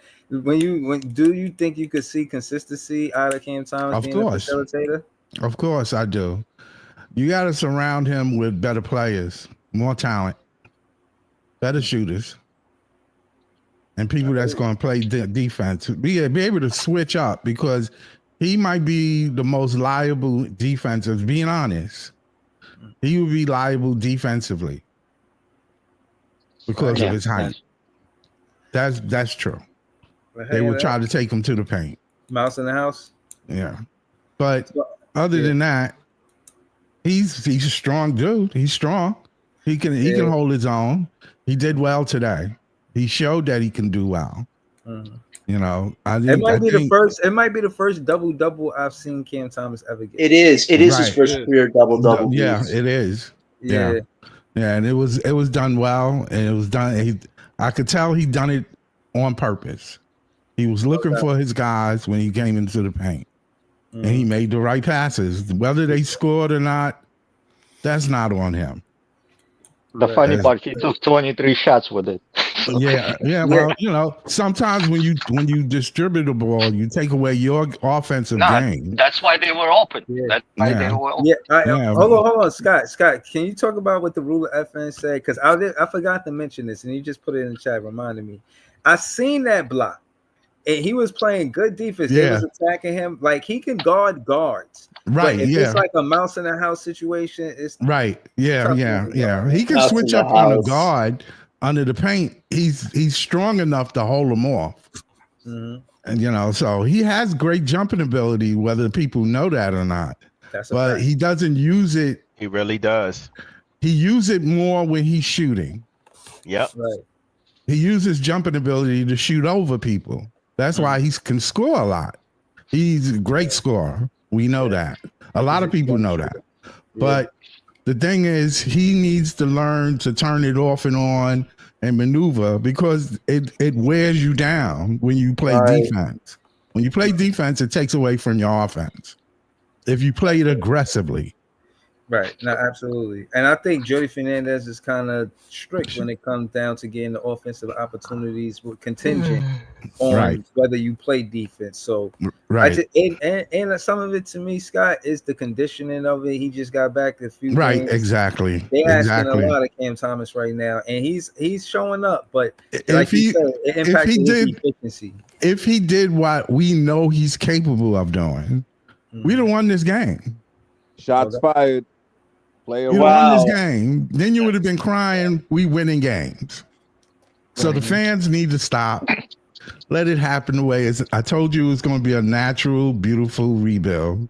Let it happen. I appreciate success, Scott. I'm not giving Player One no light on that comment. That shit ain't even no super chat, and it ain't true. Yeah. Word. Yeah. Austin Reeves can't play no damn defense. Stop. How about Bradley Beal? Is he playing defense on the Suns? Oh wait, they're not even going to play in right now. Yo, remember, Player a Knicks fan in his spare time, and maybe he be here with us, but in his spare time, like it's like Batman and Bruce Wayne. Like they're never in the same room at the same time. He be over there posting and toasting and sneaking in over here. I wanted somebody's burner account. I swear, somebody with a burner account. But I think Cooper would do good here. Part of that Cooper would do good. I think Easy might agree with some of that rhetoric. I ain't gonna hold you. Yo, LM, let it out, man. Hold on, let's keep it moving though, because we gotta get the other people on the panel, y'all. That's a fact. That's a fact. Shout out to Joey for that. Yeah, Scott. All right. So, what do you think about Cooper to Brooklyn? Would you take your number one pick and have Cooper to Brooklyn? Yes. All right, tell us why. Defense. He's probably the best defender in the draft. He's the right height. He's a wing basically. You know, they don't really need to worry about scoring. They got to worry about defense and mobility. Jordy liked to run, really. He wants to run hard. Yeah. But he also I could see them taking Dylan Harper because he would fit that bill too. Right. Good point, Scott. So Ace is a great scorer. So you taking Cooper over Dylan Harper, basically. That's what you're saying. Right. And then I would take Harper over Ace. Okay. Let me throw up this comment real quick. Now, Samba said Austin Reeves is half the offensive player as CT, but averages 7 assists, the same potential assists as Bum Simmons, and still puts up 19 points. Something Simmons could only dream about. Damn, yo, the subs is definitely coming in, man. Hey, hating Simmons, huh? Anybody see Austin Reeves play around LeBron James? Reeves has been beyond ass without LeBron James. It's been out there. Damn, Austin Reeves is playing with scorers. He's playing with 2 fucking scorers on his team, man. Come on. Lakers need a 40-year-old to save their season. That's crazy. Now Austin Reeves need right defense around him, like in the backcourt, to be. Hold on, let good. Scott finish up because we're gonna go around the panel. Go ahead, Scott. Yeah, I would take Harper over. I like Ace. Don't get me wrong. I think it would be a good fit too. But y'all have to apologize for your opinion, Scott. Yeah, I think you need a point guard, really. You really need a guard. So when it come down to it, when you think about the players, player for player, and Cooper and Dylan, talent-wise, you're saying they're not far apart. But if it had to come down to position for the Brooklyn Nets, you're choosing the point guard over the forward. I would pick a point guard over a forward, but I like Flagg. I like Flagg as a fit in Brooklyn because he's well-rounded. He's well-rounded, and you can see he could play 2 positions. That's true. So that's important. Versatility. Versatility. Shout to Scott, man. We're gonna keep it going around the panel just because we didn't get to everybody yet. Y'all know we fan the mash up. We're gonna mash up. We got Big Priest in the building. One of the fans that mentioned Dylan Harper before, it was a lot of noise behind his name. Definitely one of the fans that put me on to Dylan Harper. I want to give the man the credit he deserves. Shout to Big Priest for joining the panel. Big Priest, talk to us, man. What do you think about Cam Thomas having 10 assists? Do you think he can be a consistent playmaker? Or, you know what I mean, just ultimately what you thought about tonight's game, and then we're going to get to the Cooper Flagg thing. But you can start where you want, though. Yeah, I'll start with, you ain't going to lead me like you're doing these other people. Nah, it's true. I'm going to start, no, I'm tripping. I'm going to start with Cooper Flagg. I would see, and this has been my whole thing, I would take Dylan number 1 if it was me. I believe Sean Marks is going to take Cooper Flagg if he gets that pick. And I'm not mad at that. You know what I'm saying? I think both of them guys are NBA ready. I agree. So I'm not upset at that. But if I'm picking, I'm going to take Dylan because I believe he fits what we need. He fits the timeline. He fits it. He's everything that you would want to put if you're trying to, and this is whether, you want Cam Thomas there or not. Dylan fits. Yeah. So, Please explain to me why Sean Marks will pick, what's his name, Cooper Flagg over Dylan Harper, because Sean Marks been attending Rutgers game, but he never attended one Duke game. Please. You don't have to attend the Duke game to know what you got in Cooper Flagg. They've known what they had in Cooper Flagg since middle school. Yeah, that's a fact. For sure. They were following him for a minute. So you don't really have to go to Duke games to see. But Ace was very raw. And Dylan isn't as raw. Dylan's kind of a student of the game. But if you got a chance to see 2 of the quote unquote top 3 prospects right in your backyard, I would spend more time there as well. You see a lot of Cooper on ESPN. Yes, you do. You don't see a lot of them other guys. So hold on, that's why he goes to them. That's why he goes to the other guy. Right, but Big Priest, you don't think that's more than coincidence that Dylan and Ace is there? I mean, don't it make sense for them to come to one of them to come to the Brooklyn Nets? If you don't have the number 1 pick. Facts. Right. Exactly. So look, and I think Sean Marks, and again, this is just my opinion, so you can take it or leave it. I think if Sean Marks didn't take, and this is because of the view around the league, I think he'd put his job in jeopardy if he didn't take Cooper Flagg number 1. If you let Flagg go and you take Dylan, and I believe Dylan and Ace will both be great players, but if you let Flagg go and they don't, and he blows up, you're fired immediately. He'll never live that down. He'll never live that down. Yeah, that'll be a a bad Harper move. over both Ace and Cooper. It's a failure because one of the coaches just said you need the wings. Wings handle the toughest assignments in the league. So if Sean Marks did take one of those 2 wings, yeah, you're gone, buddy. They were going to race you for NBA history. I think if you take say you get the number 2 pick and you take Ace over Dylan and it don't work out, I don't think you're fired for that. But if you don't take Flagg and he's a superstar, you're fired. Yep. Right. Yo, Priest is cooking right now on that for sure. Yep. Terrell Davis was right. Flagg would be a great connective piece with a playmaking. Read the whole comment. I was going to read it after that, but read the whole comment. Go ahead. I think we would still be a guard in the draft like Terrell Safar to run the offense. And Safaro, right? Sarah. Yeah. Second and third playmakers. Yeah, there's other guards further down. That's for sure. There are. Yeah. I mean, I like Dylan more than I like any player. Yeah, I know. I do too. I do too. So, but it's not my job. You know what I'm saying? Yeah. So and I guess. Yeah. So it's safe to say I wouldn't blame him for that pick, and I think Cooper would be the start 4. I don't think he would play the 3, just based on how teams are built. The 6'10" guy like him, they're gonna play him at the 4. Not to cut you off, but the money will be good too. Okay. Cooper Flagg will bring a lot of money too. Oh, he's gonna get a lot of bonus TV deals just for being picked number 1.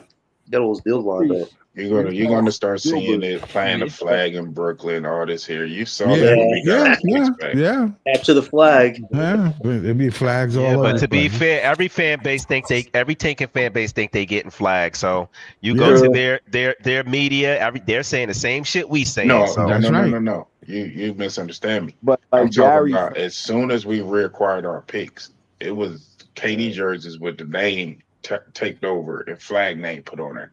Like that's been the thing, and going into the season, we were the quote unquote worst team in the league going into the season. Right. Yeah. No, I understand where you're coming from. I'm just saying every tanking team with their own picks think they're getting Cooper Flagg. The Wizards think they're getting Cooper Flagg. But I don't think. See this, and this is and I could be wrong about this. I highly doubt that the NBA will put Cooper Flagg in DC. It don't even look right. Yeah, they're not going to get no more pick. And Philly would be a PR nightmare. If imagine you send Cooper to Philly with 2 guys making $300 million, how are you going to justify something like that? He's not going to play winning basketball. That would be horrible. So Pelican fans think they did him. So no, the Pelicans are playing a lot, and I think the Pelicans will pass us too because they've been playing a lot better since Zion came back. People said they're not going to play Zion. People said Toronto not going to pass us. Toronto is finna try to make the play in. Right, that's a fact. They're working Brandon Ingram back. Yep. So all these, I'm just like to say when I'm right, I like. Yeah, Marlene Sutherland said, "I know what I was talking about. Toronto is tanking." The Raptors are the smartest strategic tanking team. They don't have to make the play-in. They can win games, but the Bulls right now are in a losers no-lose situation. If the 76ers weren't tanking, the Bulls would be out of the play-in. So if the Raptors win a few games, I don't think they want to be in the play-in. They are the smartest team right now. They're lined up to get a good prospect. What does that even mean? Because when we were not going to make the play-in but winning every now and again, they said that y'all was saying that we were stupid. And Sean Marks is the dumbest GM in basketball. Because we were half the game out of the play-in. Yeah, we got within the game of the play-in. That wasn't supposed to happen.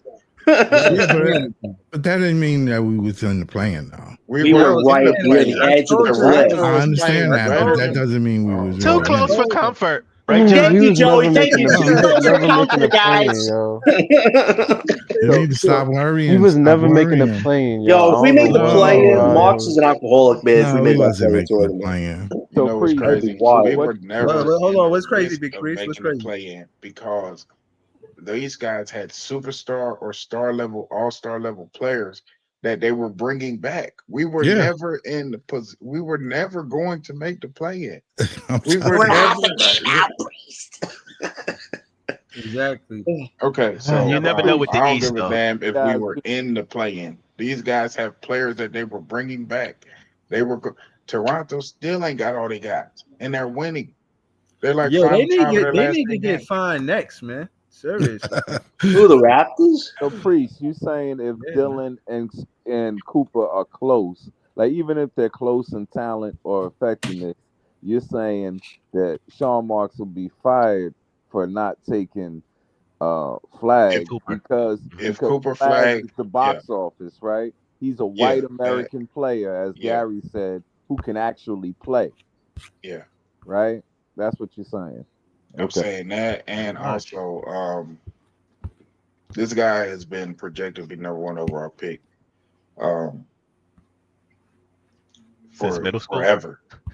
I think there's so the thing about it is, it's like look at it like this, right? Look at it like this. Say New Orleans took RJ Barrett, and Zion went to New York and became, we all know what Zion's potential is, but without the injuries and all this here. So say, because they had the number 2 pick. So say he went there and then it blew up, boom, boom, boom. Mm-hmm. The GM of New Orleans would have been fired immediately. That's just because all the hype surrounding these players.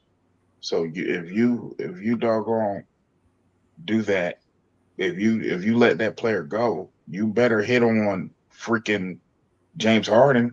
Yeah. Because it's like Cooper has it's like the whole world is telling you, hey, this guy is the next superstar. This guy is the next superstar. And you do the total opposite, and he turns out to be the next superstar. Yeah. Like Pre said, you're probably gonna get fired, bro. And he got two things. Cooper got 2 things working against him. He's white and he plays for Duke. And so a lot of the doubt working for him, not against him. Yeah, working against him. I'm saying also because if he really is that good, there's a lot of people that don't, they even though they see him and he's busting ass in college, they thinking he's probably just like Austin Reeves, where they like, oh, he's hell no, they don't think that. No, he's not. Come on, Cooper. Come on, LBL. Cooper had so many people doubting him this whole season, waiting for him to fall on his ass, and he didn't fall until today. Let's be real, right? Like if he goes and Cooper Flagg does what we think he does, right? And he goes to the NBA, and his rookie year he dunks on LeBron or dunks on Kevin Durant. The poster of him dunking on LeBron James is going to be in every white barbershop in the country, right next to a photo of Tyson Fury knocking out Deontay Wilder. They're going to be right next to each other. It's going to be right next to Rocky. Yeah, but that's what I'm trying to say, that he has 2 things, like, and of course it works for him. Yeah. It works for him to make him box office, but it also right now, until it's proven, there's a lot of people, and in this room that be like, man, you're gonna have to show us, white boy. You're gonna have to show us. I don't agree. I think he got that Caitlin Clark-esque. And then about him. Wow, Joey, that's a high compliment. It's different though, right? Yeah, I'm just saying, but you see the way the country. Real quick, you see the way the country gravitates towards Caitlin Clark. She got people who don't even watch basketball interested because of her. Yeah, I think Cooper has that type of gravity if he comes to the NBA and does well. He might be the next biggest white player next to Larry Bird. I agree. It's more so, right? And I'll explain why it's more so. Caitlin Clark plays like a white person. She's a shooter, right? Nah, she plays like, oh, come on. Caitlin Clark plays like... Hold on, Gary. Because we're about to get to you and SL right now. But you finish your Big Priest? Cooper Flagg isn't like, he doesn't play like JJ Redick. He doesn't play like John Stockton. He'll dunk on you. He'll dunk down on you. No. I was saying, was Big Priest finished? It was Big Priest when you finished? Oh, go ahead, Big Priest. Big Priest, was you finished? Yeah, I'll just say this. I just think that that's career suicide, and no general manager in the league would do that. True. And I don't really agree with the Caitlin Clark thing. The NBA hasn't had a white American superstar, and I'm trying to think since Bird. Exactly, that's what I said. Yeah. So if you can get that guy, I think that's what a lot of the GMs and stuff would be. That would be good for the league. How don't you agree with the Caitlin Clark take if you're saying that? Because I don't understand. Because they're Caitlin totally Clark different is like players. Michael Jordan right now. No. And she's her impact or whatever you want to call it. They feel like she can save that league. This league don't need saving. True, but to be fair, a lot of people are watching that are white. No, not trying to make this into a racial thing. That are white, that are interested in her because of the white girl who plays basketball very, very well. I'm living in Virginia. I got middle-aged white women walking around with Caitlin Clark jerseys on. Yeah, that says a lot. Yep, that says a lot. But what was so? But in the 90s, you had every race walking with Michael Jordan. So the point is that Cooper Flagg has that type of an ability. He has that type of setup to pull that type of gravity. I think we're mistaking gravity. I think we're mistaking gravity with I what wasn't Akil. responding to that. I was responding to the white girl game and say she's just a shooter and all this here. Oh, nah, I ain't getting into all of that. Yeah, I was talking about as far as clout. I'm talking about as far as clout in stardom in the league. The marketing. Yeah. Marketing. Yeah, that could all very well be true. I wasn't getting into that. I was just talking about their games are totally different. That's why I was talking about the games. Yeah, the game style. Yeah. Yeah. Yeah, you got it with all that. Yeah. I mean, because we know that like Gary said, and I'm gonna let Gary go after this. Cooper doesn't really play like a white dude. Like he's not a JJ Redick spot up shooter. Like he's athletic, in your face, dunk on you. You feel what I'm saying? So he's a baller. Plays with Moxie. Plays with Moxie. Look how he played against the United States Olympic team. But go ahead, Gary. Let Gary get his shit off. Go ahead, Gary. So, it was SL. I think. Hold on. Was it? I think it was SL did pull up. Oh, my bad. Gary. Sorry. I'm not calling. Nah, you good. You Sorry good. about that. Let Gary go. Let Gary go, and after that, I'll go. After Gary. All right. So go ahead, Gary. Yeah, Gary can go. Y'all got it. And again, just go ahead. I want you to add to the point about the white American basketball player and how we haven't had one of the best players. They be, when you think of Jokic, he European. They white, but they're European. So I do think they want him with a big market. Just speak more to that for us, Gary. They do, and he's going to be the white representative. Basketball ratings amongst white Americans right now isn't great. It's great in the cities. It's great in Europe. It's not great in the suburbs with white people. It isn't. The ratings aren't what they were in the Jordan era. This is their chance to save that. So it's going to be important where they send them. I actually think Charlotte is a good area to send them. Yeah, I do too. I think Brooklyn. That organization is bad, though. You don't want to. I know. Hold on. Say what? Let Gary say why. Say why, Gary. That's the if LaMelo Ball was healthy, it could work. But Charlotte is a bad organization, so I don't know that he's going to go there. If they send him to Utah, Danny Ainge could make a winner quickly, but it's Utah. It's not a huge market, right? It's a really small market. That's an option. Another option is Philly or Brooklyn. Philly's a disaster, honestly. That's a mess. Brooklyn might be the best place to send them. Yeah, really? I do. Nah, Philadelphia will be the best place to No send one him would. because Adar, how? You have two guys make $100 million. Come on. no, because Embiid And is that's washed Gary up, and you Payton, need Gary talking about. Hold on, glorified stuff. let SL and Gary debate where be the best place for Cooper. I want to hear this. Let him go, John. Go ahead. All right. SL and Gary. Go ahead, Gary. Because I think Philly with Paul George, a disaster. Joel Embiid plays 30 games a year. I understand on paper why that would make sense, but in reality, right, you're bailing out Philly. You're bailing out, and you giving them the next step. So the Philly, with all the continuity, they keep going. So what's your point? How many top 5 picks did Philly have? What did they do with it? They've been They took tanking. Okafor, they took Simmons, they took Fultz. Right. Like how many times? And then Embiid, but they had like 5.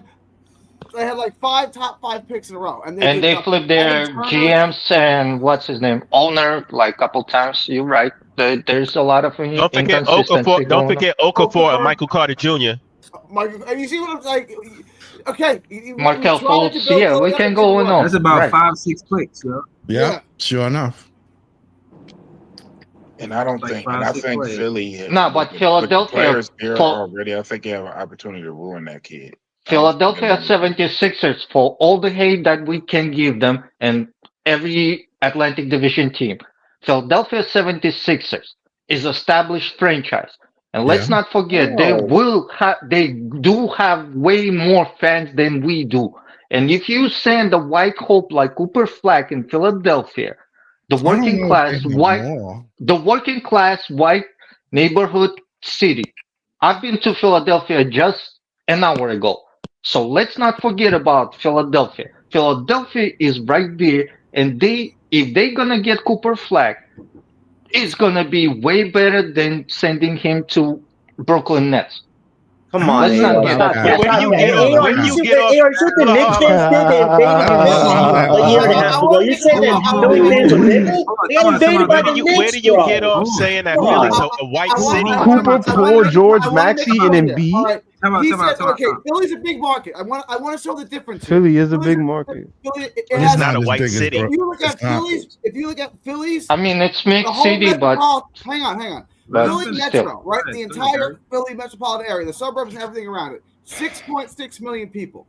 There's more people. City Metro is 24 million people. New York City is 4 times the size of Philadelphia. So yes. Yeah, but they got established franchise and they got established. What do you mean established? They haven't done anything. What? Come on. What do they have that's established? Come on. Hold They haven't won. Hold on. Time out. Hold on. I want to say again to SL and to all of the fans that agree with SL, because I agree with Gary, and it's not me being biased to Gary over SL. It's to say that these guys are the hub that Gary was talking about. One of the founding teams is considered the hub of the NBA, one of the NBA hubs, whether it be the Boston Celtics, the 76ers, or the LA Lakers, to name 3 essential hubs. When I say hub, I mean one of the building blocks of the NBA. These are the teams that built the NBA. They one of the founding teams. So I'm saying that to say I disagree with you because the NBA did all they can do. I mean, how many draft picks you want to give these guys for them not to be successful? It makes it seem like that the draft picks aren't being, look, put it like this. Imagine you drafting this high talent, right? And they're not successful on one of the founding teams of the NBA. And maybe that's only because they went to that specific team. Maybe Embiid could have won a championship if he went somewhere else. Maybe Ben Simmons could have won a championship if he went somewhere else. I'm just saying that to say they got a lot of lottery draft capital. SL and they have no. But Breezy, you can see the pattern. They keep giving them the first round pick. They not giving it to New York Knicks. I want to ask this question. Like, let's say the Nets finish with the 5th or 6th worst record, and then they win the lottery, where they have the biggest prize in years. Is that gonna make people really start to question the lottery, like Patrick Ewing? Are people gonna look at the lottery like it's rigged? If New York City, no, they won't. The biggest prize. Then they're going to do it. If they can get Cooper Flagg, they do that already. Can I ask a question, Adar? How is Philadelphia a more stable franchise than us. We just went over No, I spoke up on it on not as stable franchise as like organization as of right now.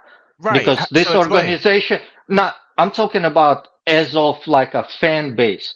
Like they have an established fan base, and you're not gonna take that away. They have way more fans than we do. And that's not even the close. Knicks fans the Knicks fans invaded Philly. What are you talking about? The Knicks fans invaded Philadelphia in the playoffs a year ago. Let me break something down to you. Let me break something down to you, right? So yeah, they got more fans than us probably locally in their city than we do in our city because they're the only franchise.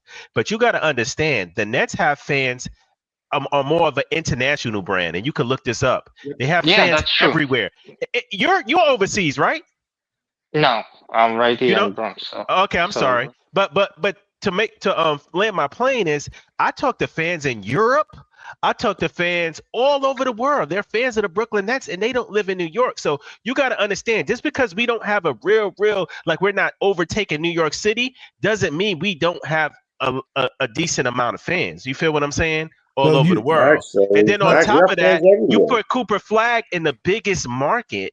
It's about market. New York is a way bigger market than Philly. And we're selling out arena. Philly is a major market, but what is it? Philly, then they got South Jersey and Delaware. In New York, you got the tri-state. You got all of New York City. Got all parts of Brooklyn alone. Brooklyn alone. You got Connecticut. Right. You got Connecticut. You got to add in there. And all of that. So I'm understanding. Yeah, but at the same Joy. But at the same time, if you're gonna listen to the fans that not here on the on this platform, they're gonna say, "Look at the arena. Best half of the the better half of that arena is opposing teams." Okay, so how about they put a location matters? Okay, I agree. Okay, yeah, it does. So how about they could put Cooper Flagg in the biggest market in the world to change that? You know, the NBA thought about that. If we get Cooper Flagg, then I'll be the one to tell you we will be taking over Madison Square Garden, maybe even Boston's arena. And every other arena, because it's Cooper Flagg. None of that. SL, you know why I don't worry about none of that? Because most fans are fickle anyway. They just going to hop on the hottest. They're going to hop on the hottest train. You're correct. You're right. So here's a good question: why isn't Philly in the top 4 as far as a franchise goes, Zadar? As far as revenue goes, because you said they're established franchise, they would be in top 5. Then they're established. They don't have them. That market is not as big as Brooklyn. Yeah. Where's their market, Breezy? Look up Philly's market, Breezy, so we can compare. I'm telling you, their market is Philadelphia. It's a tier 2 market. It's a top 3. It's a tier 2 market. Exactly. Brooklyn and the Knicks. We in top 5. And the they in top 10. Tier 1. But they got way more fans than we do. That's the difference. So what? Our organization fans are booing them right now. The fans hate the product of Philly right now. And even with all that, the Brooklyn Nets is still worth more than the Sixers. They're still worth more than the Sixers. Yeah, they worth more than the Sixers. That's the Philly fans. And Nets, believe it or not, the Nets are a top 5 most wealthiest franchise in the NBA. Top 4, actually top 4, Joe. Top 4 market, but New York is 4 times the size of Philly. Philly is a big market, but you guys don't realize how big of a market. There's so many people and so much money. We're the biggest market. What are you talking about? We nobody comparing to us. New York is the biggest market. Okay, so, LA is a close second, but New York is definitely New York is bigger than Philly, Dallas, and Chicago combined. You have to add Philly. You have to add Philly and Miami to compare to New York. That's what it takes to compare to New York. It's a tier 2. It's a tier 2. For Cooper, he would want to come here.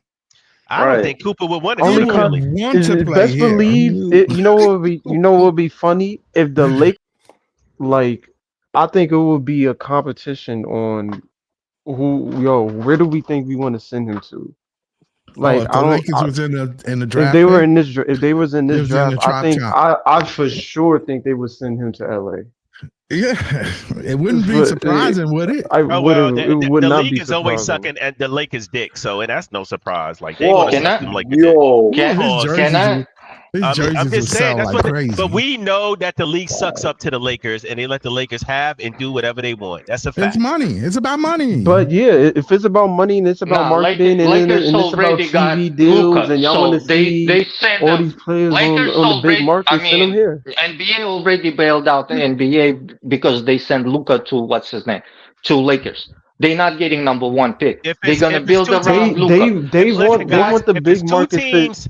If it's two teams, the NBA going to want good. Hold on, real quick. If it's 2 teams, the NBA going to want good. It's the Celtics and the Lakers. They don't even really care about the Knicks.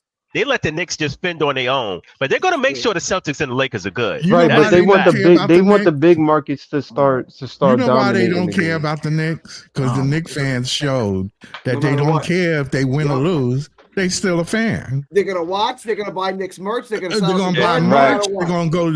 Madison Square Garden sells out all the time. You can't be mad at them for that. It is what it is. It is what it is, and that's what it is. It's okay. You 10 and 15. I'm 10 and 30. We don't care. We going. We Knicks fans. But that tells you how bad New York. Hold on. Y'all can hear me? Can y'all hear me? Yeah. You're hearing you, please. Hold on. Yeah, I wanted to shout Leaf out. He just became a member of the page. Well, member for a month. So he a moderator on this page. So I just wanted to say shout to all the members. I think Joey a member too. Shout to everybody. Hoping you grow the podcast. Like, share, comment, subscribe. Leaf is the only one that didn't say nothing. He just joined the panel. So now I'm saying I wanted to pass it to Leaf. Shout to Leaf in the building. What's good, Leaf, man? Talk to us. I know you did the play-by-play. Talk to us. Shout your channel out. You know what I'm saying? Then we can get to it. My channel is in the super chat. I'll just put it in there. The game was another shit show of a second half. And I already knew it was coming because we went on a 10.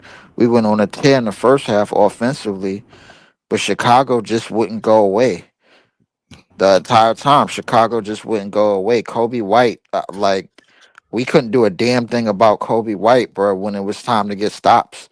We couldn't do a damn thing. Like, Trey Jones was out there making plays in the second half and getting key rebounds and everything. And they eliminated Zay Williams. Speak on that. Man. Yeah, the rebounds Trey Johnson was getting was crazy, and the second chance points he was getting was ridiculous.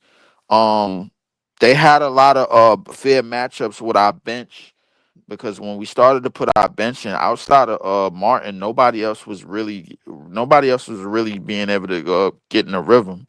The matchup that really neutralized us the most is when they put Pat Williams on Trendon Watford. That was basically they basically just shut that matchup complete. They shut the door on that matchup completely. Zach Collins over Darren Sharp was killer too. Don't forget about that. What happened to Dayron?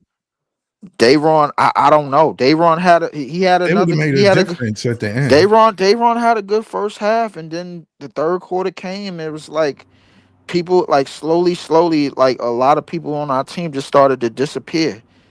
And I kept seeing it because we had get out to a big lead. We got out double digits. I think we was up 92-80 on them. Here they come. Chicago coming back. It was almost like, bro, they was not scared or they was not fazed by nothing we was doing. You know what I'm saying? Because they took Kobe White. They freed up Kobe White from Zaire Williams, and they put Zach Collins, and he killed De'Aaron Sharp. That's how they came back. And but Marcus that's exactly what they did. Once Chicago started to figure out how to free up Kobe White and get him a lot of the matchups guard to guard, that's when he felt more comfortable. Bro. Cam Thomas got cooked, right? You got. And everything else just kind of fell into place for them. Nobody really shot well in the second half, but Kobe White. Kobe White, I'm like, oh, we just gonna let this dude get any damn thing. I'm like, this shit is crazy. Second half, first half, Cam Thomas had 15 points, 8 assists. The second half, he had 9 points, 2 assists. But what about the 8 assists, though? I mean, and again, the conversation not necessarily on a focal point, Cam Thomas, but more the player development side by Coach Jordy Fernandez, because every player get the opportunity to see the consistency of how they could score the ball, right? See whether or Now, not if Breezy, Cam Thomas Cam wasn't Thomas the could be a problem. The whole playmaker. thing about it, Cam Thomas No, wasn't no, the no, no, problem. The no, no, no, problem no, no, was no, no, they no, no. took SL, him away, Cam SL, Thomas. SL, don't cut me off. All right, I'm my making bad. what I'm saying is player development by Jordy Fernandez. You feel what I'm saying? Jordy Fernandez is letting every player on the team develop into the next part of their game. For Cam Thomas, is rebounding. It's also rebounding. You know what I'm saying? I know that get overlooked, but his rebounding is decent for a two guard. I mean, he's a two guard and he's considered to be a small guard. His rebounding gets overlooked. He has 6 rebounds. You know what I'm saying? So I'm saying that to say, SL, not to shut you up or no shit, but just to make the point of not Cam Thomas, but the player development, the stuff that Jordy Fernandez is asking of these players, they're doing. I'm pretty sure he asked Keon Johnson to knock down the 3 ball. Breezy, to He's your doing, point, and he gritty. what Leaf said, This shit, like 15 points, 8 rebounds. I mean, 8 assists. In the first half. No, and no, then in the Right, second and half. after that, they figured it out, and they were like, Cam Thomas can cook us. Let somebody else do that. And D'Lo shit at the bed. And after that, there was chain reaction. Okay. Listen. Basic. Go ahead. I'm just Listen. saying Go ahead, bro. Because I was I'm gonna saying finish my Jordy. point. Yeah, now go ahead, finish your point. I just want to say Jordy Fernandez gave every player the opportunity to work on that other part of their game, and I've seen success with Cam Thomas, Tyrese Martin, and for tonight, the players on the court. Jalen Wilson had the opportunity to score the ball more. I think he lost that to Tyrese Martin. Tyrese Martin should get more of the offensive responsibility opposed to Jalen Wilson based on the who got player developed this season and who did. So go ahead. Lee. Listen. That's fair evaluation, dudes. I mean, that's I would appreciate that evaluation, but Jalen Wilson is still he still do a lot of other things on the court on the He hustle do other side things. on the hustle side. So like I can't He ignore do. that. And another thing, I was already in another But party, hold bro. on, Like is you keeping him though? Is you keeping him over Tyrese Martin? Because we can't keep all of them. If you had to keep Tyrese Martin and Jalen Wilson, who you keeping based on play development this season? That's what I'm asking.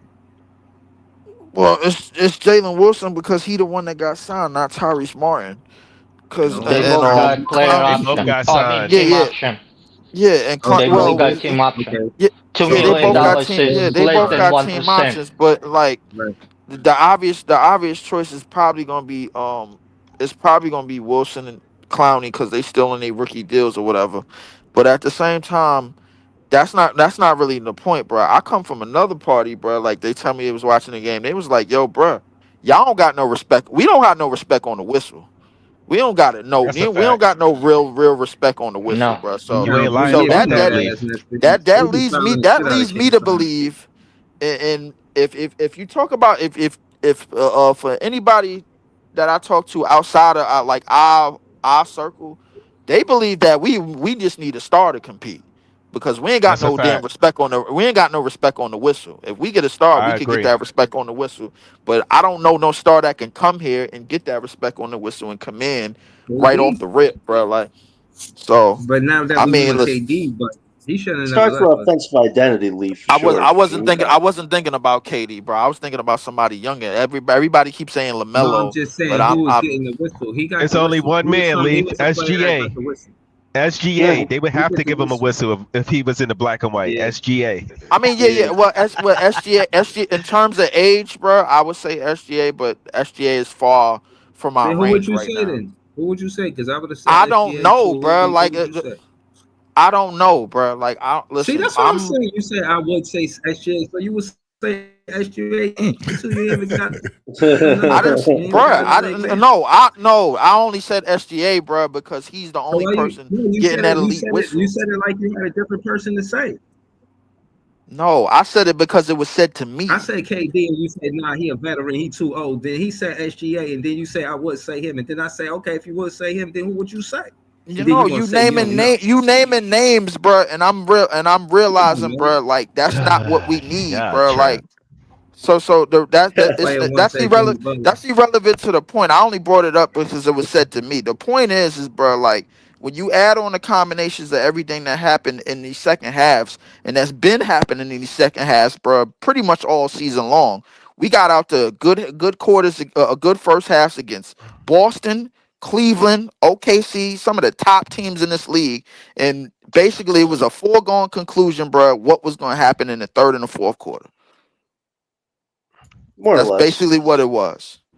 Okay. So Lee's saying get Cooper Flagg in here so we can get a whistle. I don't know about hey guys, you know it's bad. But y'all, he's right though. yo, what's with y'all on this Cooper shit, bro? Like I'm not. No. On some real shit. On some real. No, slow it down. Slow it down. SL. They say that when in humor, there's truth in humor. Please talk about how magnificent the whistle will be if we had Cooper Flagg on the Brooklyn Nets. Just please, from SL's opinion, let me give you the big spin. Let me give you the big spin, big dog. Cooper Flagg whistle? What the fuck? Listen, hold on. You see how you complain about the whistle, and I thought he said, there's truth in humor. So I laughed with him, but I realized how true not it no is. truth in humor. No, it ain't, bro. You don't think Cooper Flagg whistle? There's no celebrity calls. No celebrity calls. No, it ain't, bro. Not in his rookie year, bro. Like Cooper Flagg got a whistle. Not in his rookie. Oh my God. Cooper Flagg got a whistle in college, bro. Like we talking about the NBA. I don't give a. Bro, listen. You tell me we wouldn't get the flag. We wouldn't get the whistle. He's not getting He would not getting a celebrity call in in Brooklyn. I think Leaf is saying he's not getting SGA calls. The calls, the calls that you looking for him to get. You looking for him to get a bigger whistle than Wemby at age 19? Bro, come on, like yes. Bro, y'all losing it right now. I'll make it easy. He'll get a better whistle than any player we have on this roster currently. Yes, that's accurate. Any other player coming out in this class. That's accurate. That's accurate. See, that's Can I say something real quick? Yeah, Joey, go ahead, Joey.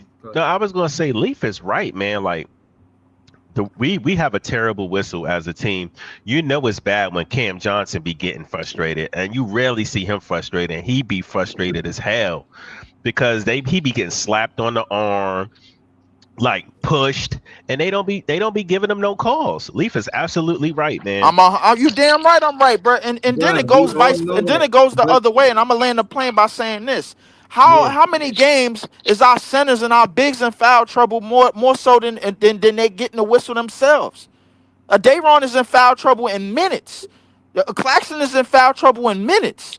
Like, come on, bro. Like, we look. Some of our best defenders is in foul trouble in minutes, bro. Yo, when we played the Warriors the other night, they was dead quick to call 5 fouls on Keon Johnson.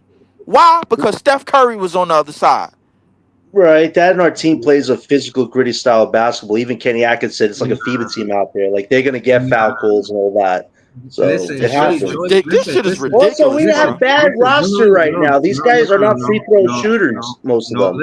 Listen, to be honest with you, the reason why I'm disagreeing with John is because I listen to the color commentators, and they say, the only reason why Jordy Fernandez don't win more challenges because he only got 2. If Jordy Fernandez had more challenges, he would win more challenges. He would take and that's why our whistle sucks. You got to be selective. There was a play where hold on. There was a play with Cam Johnson when he slapped the ball out of the ball player hand, and they called foul on Cam Johnson, and the color commentators, they replayed that same play, and Cam Johnson stripped it out of his hand clean. It was a clean, no call, no foul, but Jordy Fernandez at the time, I guess he figured he wanted to keep one of his challenges for down the stretch, maybe 2 minutes or something like that. But if he would have used that challenge, he would have won. He just, I guess, was trying to strategically use it, but they don't favor us. They never did. As a Nets fan, I've been recognized that. And it hurts because Cam Thomas, by the color commentators, not me. This is what I'm trying to say. The color commentators is like saying the same thing Leaf saying. They're like, they don't got no whistle. Look at Cam Thomas. He physical. Look at how many times Cam Thomas got to hit the floor. I'm not saying every play he go down hill, he hit the floor, but there'd be contact. And I just want y'all count during the game. Count during the game how many 5-on-4 opportunities Chicago had alone in this game. Alone, bro. It's one of the reasons, and they had Trey Johnson and Kobe White the quick guards to get up and down the court and get layups. By the time they turn the camera, these niggas got the ball in the basket. And then the next thing you know, our lead is gone. 10, 12 point double digit lead is gone just in minutes, in seconds. To the Bulls, this shit is ridiculous. Yeah. I can It's understand. supposed to go to the Bulls. Everybody OKC. want us to lose anyway. Yeah, we are trying to get top but pick, so I'm not going to be upset about it too much. I agree with Breezy, though. It's got to change. I agree with Breezy. It's got to change. It I can definitely does. understand Bucks have to go get OKC. down I the can track. understand Boston. I can understand Cleveland, bro. Like they top teams in the league, whatever the case may be. But come on now, like let's come on. Like it's got to be a medium, bro, or something, bro. Like Leave. I'm The not gonna medium complain is because playing I'm all development. for I'm telling you tanking, that. and I'm Don't take listen. that I don't loss, know why y'all don't listen whatever to it is.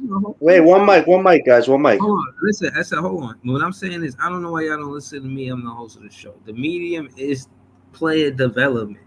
It's player development, bro. You got to look at all of the players and who's going to be on the roster will be serious outside of the draft. Right. These next 2 seasons, I don't necessarily wanted to buy in that we was going to focus on the draft these next 2 seasons, but realistically, that's what it looked like. And if that's the case, the medium got to be player development. Who's actually getting better, or we're stunning their growth, or whatever the case may be. But I see it in Jair Williams. I see it in Noah Clowney. I see it, you know what I'm saying? And these different players, and of course Cam Thomas, and I also see Jordy Fernandez given the opportunities, and why it's not there for certain players. It's not there for certain players, but they had the opportunity for me to say that, for me to do these recaps, and for me to know what I know because Jordy Fernandez gave them the opportunity to get to the next level in their game, getting minutes on the Brooklyn Nets. He run a 10-man rotation, like, bruh, he doing what he's supposed to do. It's his first year as a head coach. I ain't necessarily want him to compete for a championship anyways. So I want to pass the mic to Jay, bro. But yeah, Jay but I just want to got pass the it. But I want to pass it with a. But I want to pass it with a question to lead to all of He y'all, even bro. had a Like, mic. listen. Nah, because I just wanted to finish off my I just want to finish off my shit, bro. Like, Nigga but told me he gonna pass the mic. He even had a mic. I was the one talking. That was funny. goddamn, bro. Y'all is like, two funny dudes, man. I ain't gonna lie. I mean, nah, he he took He the said, I mic, want gave to it pass back, the took mic the to Jay. mic, He gave the wasn't even mic. the I'm one like, talking. I was the one talking. Leaf got a super chance. Next question. Listen, all I wanted to say is, bro, like, if how many of y'all believe that we a superstar away from competing? Bro, More than I one. think I believe either Depends on no what way. direction we're I think going. every I team needs a don't. I superstar away never. from competing. Listen, I want to pass it to Jay. Let's let Jay answer that question. Jay, talk to us. You got a lot going on, Jay. Before we get to the content of what we got going on now, let them know what you got going on. You got the different world thing going on.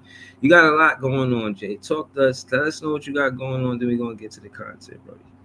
Well, I got 2 projects out. Well, I got a lot of music out if you ain't heard none of my music, but I got 2 projects out right now, new joint, Vibe Different and Different Vibe on Apple Music right now. If anything, just search up A Different World, ADFRNTWRLD. No vowels and shit except for the A, but A Different World. And we got a show on Instagram Live. It's called A Different Show, where every week it's a different show. Tuesdays at 9. Pull up my Instagram. This is Jay. You see how it's spelled right there. But what's good, fellas? I just been listening the whole time. I was sitting here playing Call of Duty, listening to y'all. And Well, Are you not basically, entertained, Jay? but basically, hold on, yeah, Hey, Jay, you ain't gonna got nothing to say to the tankers? The niggas that was in here clutching their pearls every time we won? Go ahead, brother. yo, bro. We were half the game out of playing Priest. You can't blame us. The Tankers is getting what they want, bro. I'm leaving them alone. Thank you. We lost. John ain't got no crazy shit to say. I'm good. Bro, I bring facts. I don't say no crazy shit. What was this? No. You What was great saying shit have I crazy said? I shit. told you John, hold on. Come on, Lee.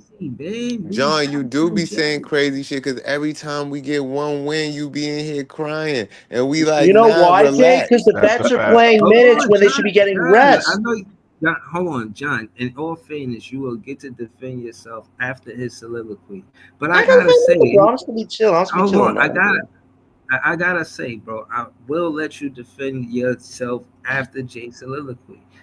Yeah, it's funny.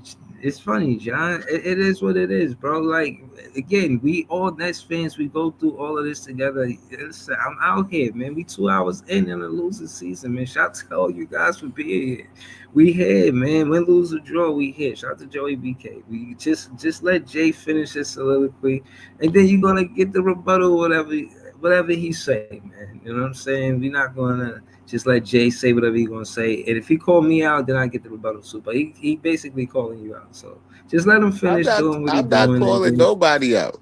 I'm not calling nobody out. He's not I'm calling just you out. well, if you would have calling you out, but I'm just saying what actually be happening. You be in here talking for 2 hours about, oh my God, we're not gonna get the draft pick. And that's what I keep saying. If we do get the draft pick, right? All of this talking, it's gonna be like 30 hours of talking for nothing. Like just a bunch of talk that didn't even matter. And all I'm saying the whole year, everybody remain calm. We can sit here and see what I've been saying the same thing. Remain calm and we'll see what happens with the team. And then based on that, we can see what happens. Right. Like, Right. but just saying, oh, these guys is too trash or these guys is too good after every game don't make no sense. It ain't changing. It ain't changing. Go ahead, John. Yeah, hold on. Jay, all right, so hold on. Before John rebuttal, and real quick, Breezy, can we get to the topic? Real quick, Breezy, just to add to that, so that John can have a proper rebuttal. John was saying we were going to make the playoffs. So just to well, I never said that. Whoa. I said if we made the play-in, those teams could purposely throw it to us because they have draft picks they want to protect. I didn't say we're going to be a playoff team. Come on, Breeze. You know me a lot better than that, buddy. But what you saying, Breeze? I was saying, I'm just trying to process all this shit. This shit's funny as hell. Let me offer a rebuttal to Jay. Call out this nice, wise old guy. Can I answer Lee's question though? Go ahead. And I see you on camera tonight, Breezy. I like that, man. Keep it up. Yeah, no, I took your advice, man. Yeah, He's only on camera because he got a background. No, he's not, man. He's only on camera because we've been talking about this for a minute, so he got it right. No, it's the background. I ain't want y'all seeing my family pictures and all that. You know what I'm saying? Like, I needed a background. You know what I mean? As much as I want to have the Brooklyn Nets decor and all of that, nah, man. Y'all gonna see you're gonna have to hook up a man cave or something, bro. Like I'm gonna lie. Y'all gonna see a family picture. You gotta get some lights, man. Go ahead, you gotta Jay, get some lights. Hey, go ahead, Ice. Well, I think Ice was gonna say something. Yeah, about your superstar question. About the title, he went. Your superstar. I don't think we're a superstar away from contending. I think if you had a superstar, you could make it to the play-in. But I think you get two, then you might be in the playoffs. But as far as contending, I don't see it like that. You know what I mean? Like one. Right. Me too. Keep talking. Please expand on it.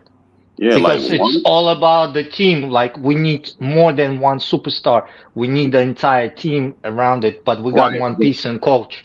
Go ahead. Yeah, if you look at how the teams, especially with the West Coast, we're playing better against the West Coast teams, and we beat up more West Coast teams than we have beat the East Coast teams. So that's because Jordy know how to beat them fuckers. That's why. Okay, so if you had a superstar, right, you will win more games. So I think if you had one with this roster, maybe a 2 point guard or something, you'll make it to the play-in, right? But if you get two with a decent roster, you'll be in the playoffs. That's the way I look at it. You know what I mean? I'm gonna let y'all know in advance. I'm out on LaMelo and Zion, bro. And y'all didn't want De'Aaron Fox, so. Hold on. A quick update. DJ Espo and Fizz has been eliminated from the tournament. Hold on, y'all. Let's slow it down. I don't want to get too. Hold on, I don't want to get too much away from Jay and giving John a chance to rebuttal. And I want Jay to answer the title. You know what I'm saying? Even if he's in the game or not. What do you think about Gilbert Arena saying Cooper Flagg is the best place for? I mean, Brooklyn Nets is the best place for Cooper Flagg. I already told you what I thought about that before Gil said it. I think that's where Brooklyn is where Cooper want to go. And I told you I like the kid's moxie. You know what I mean? He got. I heard Moxie. Somebody said. I think John said Moxie earlier.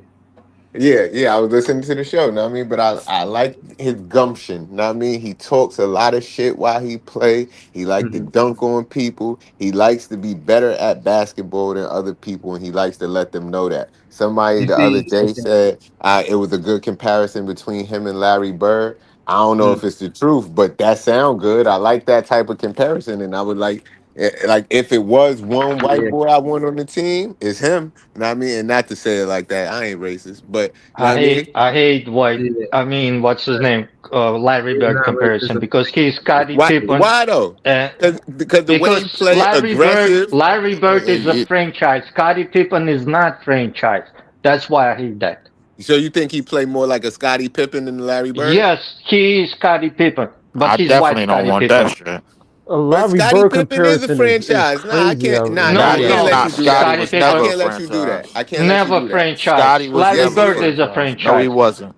Scottie Pippen is a franchise. Scottie is not a franchise. Yes, no, he he's is, not. bro. No, he's You not. wouldn't be talking none of that No, he's Michael not. Jordan shit without Scottie Pippen. Get the fuck Man, out of here. I mean, listen, Bro, how's he top 50? when How's he top bruh, 75 and he I not a don't know. I don't franchise? hold up, bruh. Listen, here's the Top thing, 75 ever and he not a franchise? He was along for the Damian fucking Lillard part of ride, that. bruh. That nigga was a system player. So who's the franchise? Hold on, no. Bruh, like, see, hold up, wait, hold up. Time out, bruh. Listen, I agree with Adar because if y'all say Larry Bird, y'all setting him up for failure already. Stop. Right. The worst thing you could do, bro, with these new niggas is put them in the same category as nostalgia. Stop fucking with them like that, bro. They don't need that shit on nostalgia. Do they we don't know who Larry Bird was? They don't need that on it. They don't need that much pressure right away. They don't. So where you going with this? You trying to say that Larry Bird, Scottie Pippen he ain't close to Larry Bird? That's what you're saying? No, Scottie Pippen Scottie ain't nowhere Pippen near never been Larry close. Bird. He's saying give him time. He's saying give him time, bro. They didn't Hey, even make can I the say league something? yet before we So start yes, comparing. Pippen is not close to Larry Bird, but that still doesn't mean he's not franchise. When Jordan retired, Pippen was the franchise. Let's be clear on that. Even though he didn't win anything, Portland, even though Houston, where was the franchise for like 5 hours, bro. But he was the franchise player when Jordan retired. That is a fact. He took the Bulls to the playoffs numerous times, even though he didn't win it. So what you saying? You got to win a championship to be a franchise player now? If that's the case, it's only a handful. What I'm saying is, This bro, man is I don't top see how 70 y'all say this all man- this. Yo, bro, the Time same out. shit Pippen won without Jordan. Jordan won without Pippen. Bruh, Right. listen, that's easy, bro. Bulls That's won easy to 6 say. That's easy to championships say. with Jordan. Come That's on, man. easy. That's easy They to won say. 6 That's easy to. championships with Pippen. That's easy to say, bro, without looking in the in and outs of the Pippen whole is situation, bro. Robin. At the That's end the of the whole thing day, about it. at the end of the day, bro, Jordan had to come through and save the day. Jordan had to win the fucking scoring Right. titles. Jordan had to That win. still Be doesn't first mean team All Pippen. NBA. Jordan had to do all of that shit. I can't believe you Scotty, even saying became a good, great role player. That's what he Right, became. Just because there's no. a Batman You're saying and there's you're a saying Robin. he's a great. Let's You're not saying mistake hold that. on, Adar. Hold on. You're saying he's a great role player because he was in Jordan's shadows, but he wasn't a role player, bro. He's one We're of the not best talking small about forwards that Kobe ever. and He's Shaq. one We're of the talking best. about Michael Hold Jordan on. and Scottie Pippen. Let me land the plane. He's one of the best small forwards that ever played a fucking game. That is a fact. You can never take that away from Pippen. He's one of the best small forwards that ever played the fucking game. Period. And Jordan didn't start winning until they got Pippen. I don't disagree with that. I don't disagree with that. But he ain't good to be winning. What's his name? To win you a championship. That's why he's a Robin. So to stop a Batman. disrespecting that man. Just because he's not Larry Bird, that don't mean you get to disrespect him. Exactly. Real quick. Exactly. Listen, Leaf. I'm gonna try to be. Hold on. I had to stop you. What you said, Big Please? Go ahead, Big Please. I was gonna try to be calm about this. I'm not a Scottie Pippen fan, but to say Scottie Pippen is a role player is absolutely. I am a Bulls fan growing up. I grew up Bruce Lee. Number one. Go ahead. Scottie Pippen. I got you. Scottie Pippen was right arguably the best defender in the league. Him and Robin, arguably. He wasn't. Number one. Yes, it was. I was He there, wasn't. trust me. He wasn't better than Hakeem. Next, bro. Stop it. Please stop. Don't do this. All right. Leaf, I'll let you get all your blasphemy out. Yo, Prince is funny tonight, man. But I don't even like Scottie Pippen because Scottie Pippen is mad disrespectful. He's just in the studio. I'm not kicking him off the show. To sit here and act like this man, who what Joey said is absolutely right. He's one of the top 50 players. Then when they made it top 75, he was top 75, et cetera, et cetera. This man is one of the best players to ever lace up some Nikes and get on the basketball court. He was the man who invented the point forward. Facts. Talk to him. What role player got their own basketball shoe? Talk to him, man. Come on, man. What LeBron and them became, was because of what Scottie Pippen was. You know what I'm saying? That point forward, that running the offense, that Jordan was able to play off ball because Scottie Pippen. There's a lot of things that we have to be fair when we talk about these all-time great players. I thought Leaf was. If Scottie is all of that, that means comparing Cooper to him and Bird is worse. Like we don't know. Like you can't do that either because Joker was coming in here comparing. Right, you comparing him to Larry Bird? Like relax. People was coming in here comparing Ace to Tracy McGrady, and nobody had a problem with that. But now I didn't agree. They only doing that because of the color of his skin. If you look at Larry Bird's game and Cooper Flagg's game, they don't play nothing alike. They don't. You're right. They don't play nothing alike. Andre Carolina. I don't think that's 100% true. Do you guys know who Cooper Flagg's favorite player is? Wait, do any of you guys know who Cooper Flagg's favorite player is? KG. Kobe. KG. Yeah. That's Kevin Garnett. And Kevin Garnett was number 2 to Paul Pierce. Okay. There you go. He was number 2 to who? Paul Pierce. Close. Oh, the truth. Right. You talking about on Boston? Yes, hold on. I gotta say. Hold on. I gotta say this. To continue, bro. Hold on. I gotta say this again. First and foremost, again, he was. Listen, hold on. Let me say this. First and foremost, when we ask who, you mentioned Hakeem Olajuwon. Yeah, he was the number 1 on his team, bro. That's not we not debating that. But to say that Scottie Pippen was along for the ride, and to Easy's point, is crazy. Crazy. That is crazy. So hold on. They trying to act like Scottie Pippen was a passenger princess or something. Listen. Nah, he wasn't no passenger. No, I'm not saying that at all. Exactly. No. I am. So SL and Leaf is saying 2 different things. Okay, so SL, what are you saying about Scottie Pippen and PK? Scottie Pippen is integral piece. Like you see Klay Thompson, like Steph Curry not winning no championships, no dynasty without Klay Thompson. That's not happening. The same thing not happening with Michael Jordan. If he ain't got no Scottie Pippen, no championship, no dynasty, not happening. He's not a bus rider. He is that piece that complements the team. Like if you don't have one another, you don't have a dynasty. That's what the unique thing about these certain teams. And certain teams is built like that. Like Boston, for example, Jason Tatum and Jaylen Brown, they not complementing each other. You need to add a lot of pieces. Like you need KP, you need Drew, you need Derek White, you need multiple things around it. Like, but if you have Klay Thompson, you have Steph Curry, you have Jordan, you have Scottie Pippen, like you have teams like that. Like these players like Scottie Pippen and Klay Thompson, if they not there for Steph Curry and Michael Jordan, there's no dynasty. Believe that. That's why those Steph Curry and Michael Jordan been failing for years before that piece came around. That's what I'm saying. They not bus riders. That piece who come. Thank you. Okay. Yo, SL, thank you. I appreciate that, SL. Joey in the chat agreeing with player 1. I'm gonna read the comment, then we're gonna hear Joey's take on this. Player one says when fans finally understand teams win championships and not a sole player, basketball will be so much better. How you feel about that, Joey BK all day? He right.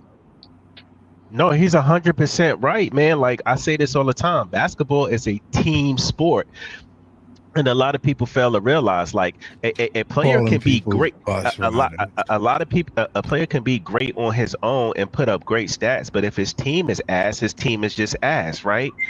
Right. So, and what's the first thing going to say? Oh well, I mean, he scored a lot of points, but you know he didn't win anything. He couldn't get his team to the playoffs. Well, of course he couldn't. He was playing with ass players. Right. Duh. Right. Like he's not going to be able to do it by himself. So use a little bit of fucking common sense Joey, and understand. Right. And understand that basketball, you could be as great as you want to be by yourself. Like Phil Jackson told. Yeah. Can you for example, tell a chat about Allen Iverson on the 76ers and why it didn't work for him?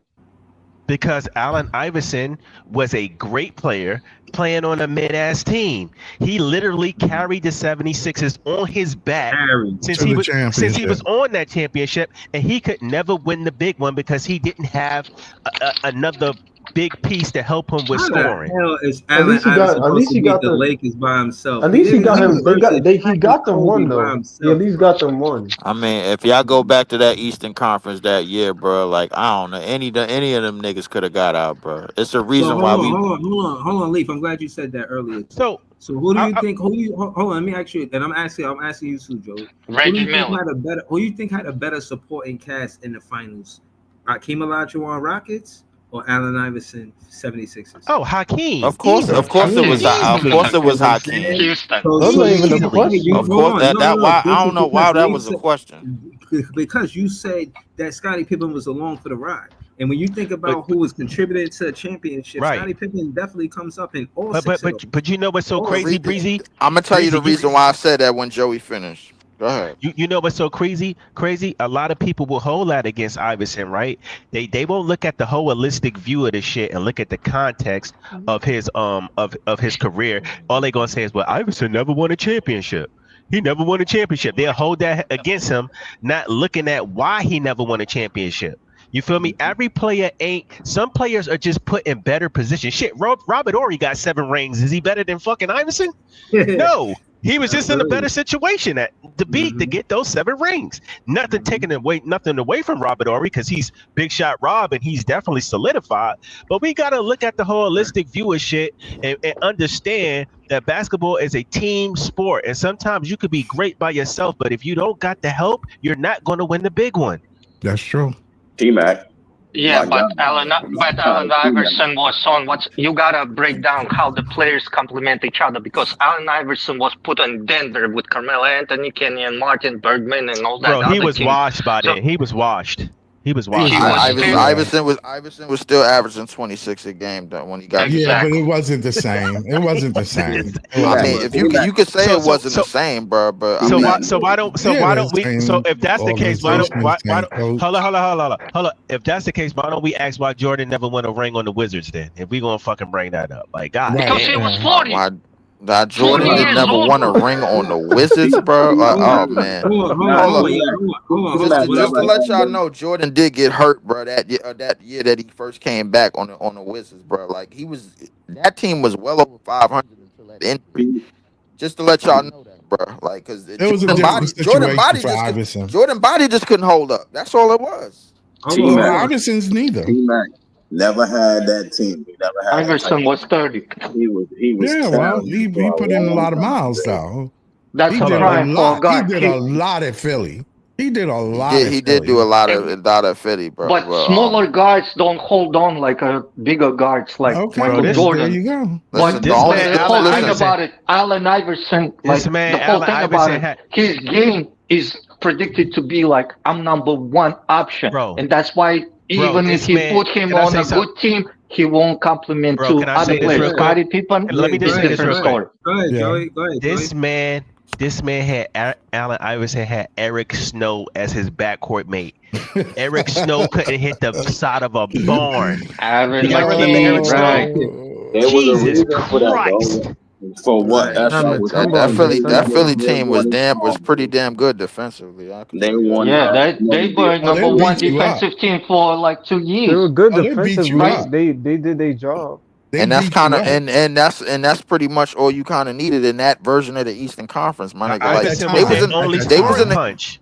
Yeah, they did need a scoring punch, but need I remind you, they went 7 games with the Milwaukee Bucks, bro, who had Big Dog, Sam Cassell, and Ray Allen, bro. Oh no, Okay, that was a scoring punch. So let's bring some more. So let's bring some more context to the situation. Yeah, let's do that. When the 76ers were going to the finals throughout those years, the East was absolute ass. No, that's not true. Indiana, New Jersey, top to bottom. What's his name? Indiana. It was about like 4 or 5 good teams. Detroit. Teams, that's it. New Jersey wasn't. New Jersey and Detroit wasn't in the playoffs the year that AI came out, bro. They you talking about next year? Hold on. You talking about the years after that? Finals 2001. The Pistons and the Nets were nowhere near the playoffs. We didn't have Jason Kidd until the next summer, and then the Pistons didn't get Ben Wallace and Chauncey Billups until the year after that. The Nets got good after that. After Philly fell That's off. what we got good after, bro. Yeah. Right. But to get back on the Scotty shit, bro, like the only reason why I say what I say is because, and when I go back and look at the runs, I look at the moments, bro, where Scotty checked out on them. It was a lot of ones where Scotty checked out on them. For a lot of y'all that don't remember. I'm glad Priest is in here because he might remember himself. Yeah. I'm glad Priest is in here because he might remember himself, bro. The 90 headache game, boom, out of there, checked out. The 92 series against the Knicks, bro, when he getting bullied and moved around, he checked out. The 94 year when it was supposed to be his team, and the plan get called for him, and it got called for Tony Kukoc, and they was winning games the entire year by committee. He checked out. He ain't want to get back in the game. Not the 97 year, bro, when he didn't get it, when he wanted a contract extension and he didn't want to come back during the season, he checked out. 98, he did the same shit and only played 42 games. He checked out. It's so many times he checked out. I want to rebuttal this. Yeah, but I want to rebuttal so this. Can I many rebuttal times it? Can I rebuttal it? And Can I rebuttal it? Can I add some context to it? Please let me add some context to it. Yeah. Now, this is not saying that he's right for it, but we got to add some context to it. If you go back and Scotty clearly explains this, the Bulls was playing with his motherfucking money. Yeah, right. They were saying they were going to pay the man, and they never fucking paid him. So I would fucking check out too if motherfuckers kept playing with. That's not true. That's not true. But no, that's not. I'm gonna tell you why it's not true, because Scotty signed a contract the year before 94 when Big Dog signed for 4 years, I think 60 something mil or whatever it was, and that's the last rookie that got like guaranteed NBA money like right out of the draft. The market changed. Jordan told him to hold still and wait for next year. 3 different people on that team told him to hold still and wait for next year. Scotty was like, "Yo, let me take my 3 year. Let me take my He went and got his surgery done. He got a surgery. He wasn't supposed to wait to get the surgery because he. No. The surgery was in the start of the 97 season. That's what that was. This is a different time. Back in 92, 93, he signed a deal for what was it? 4 years, 21 mil, or however it was. I think 6 years, 21 mil. Jordan said, well, "Yo, don't do that, bro, because you're not gonna be able to walk back in Jerry Reinsdorf office and sign no extension and co-op the deal or whatever it is." Jerry Reinsdorf still to this day ain't yo, I pay you, don't come to me no more. That's how he is. That's how he always been. And Jordan knew that. And Jordan knew how that front office worked. And he told Scotty the same shit, and he didn't listen. I agree with Joey. The business of basketball. You said he got paid around 93, 94, but then you said what we talking about is 97, 98-ish. Maybe he was up for another contract, bro. No, he was already. He still was on the books. I'm just telling you what Pippen said. This what came out this what came out of his mouth. 97 they bailed out. The whole thing Right. about in And 92. three different people told 92. Scotty not to take that deal that he took in 92 and 93 around Pippen that said time. that he was promised that he was going to get paid, and they kept fucking bullshitting. And the whole thing about the lease argument. Why Jerry Reinsdorf don't renegotiate shit. He never did. Right. You can't. Right. You That's the whole say thing. that Lee. that's not That's the whole thing though. about it. That's why we say you wrong. The whole thing about it. I was a Bulls fan back then, and the whole thing about it. They said, "Listen, Scotty, Reinsdorf was telling Scotty, yo, listen, we're gonna give you incentives. We're gonna boost your contract. We're gonna do this and that." That's why every Chicago fan telling, and they were booing them because he lied to him every time. He was stringing him along. It's possible. It's possible. It's not possible. It's a fact. That's why people keep talking about it. Okay. They dropped him for about 40, 50 million. Whether it's possible or not, bro, like, well, listen, whether it's speculation or whether the case may be, bro, it's no reason for him to have the checkout moments that he had that I talked about previously before we start talking about this If money you fucking with my money, how you... Oh, my God. The checkout stuff. There's no reason for it. Hey, guys, I'm going to head out. Fun show tonight, guys. Be well, everybody. All right, John. Accurate. John, I'll see you tomorrow. Yeah, I'll try to come on tomorrow. Got show 12:30 with Gary. Tune in, guys. It'll be a lot of fun. But great show tonight. It'll be 8:30. 8:30. All right, thanks for the notes out. Please don't bring up no Sabonis shit, bro. Like, no, we got a lot of good stuff to cover. You gonna come to my show tomorrow? Yeah. I'll be there, bro. I ain't doing shit. Okay. You will, Scott. It wasn't Scott. just Nah, Jordan. go ahead, Pre. Yeah, you can come. Scott, you can come. Can you drop the link so I can subscribe? So I just can subscribe. All right. It wasn't just, I got it wasn't just Jordan that gave him that advice about the contract. It was Jerry while he was signing it. Right. He was supposed to wait a year, but he wanted his money then. Right. I remember that. So what happened was he signed the contract and then tried to go and redo and get another contract when that's not how the Bulls operated. Every year except the last championship, Scottie Pippen was paid more than Michael Jordan. Not just Scottie. I think it was Scottie. I think it was Rodman. I think it was Ron Harper. Jordan was like the 4th or 5th highest paid player on that team. So the checkout moments does not compute, right? But saying that still doesn't take away from Scottie Pippen's talent, right? And what he did on the court. No. As far as him being a bus rider or whatever that calls it, whatever that is. He wasn't that. However, there were checkout moments. The one in the playoffs with Kukoc didn't have anything to do with the contract. That had to do with the fact that they called to play for Kukoc and not him. Right. So when you look at it, the money thing, sure, it might have came up, but at that point, the Bulls were ready to reset completely. I think we're talking about two different times in Bulls history, bro. Yeah, no. Joey, we staying on track, but I think we going down the timeline and everything that I was talking about. This had nothing to do with the contract, bro. I only said the contract thing only came into play in '97 when he got his when he decided to rest for the season and then go get the surgery during the season. Yeah, yes, because he did that because they were supposed to listen. Pippen originally took a team-friendly deal. He did it because he was told. It wasn't a team-friendly deal. He was when he took that deal. Okay, market value. Yeah, market value. Yeah, it was market value. When he took that deal, he was advised prior to signing the deal that he can probably get more money, but they don't renegotiate. So we could give you this deal now, or you can wait and get the, whatever more money, whatever. Here's my thing, though.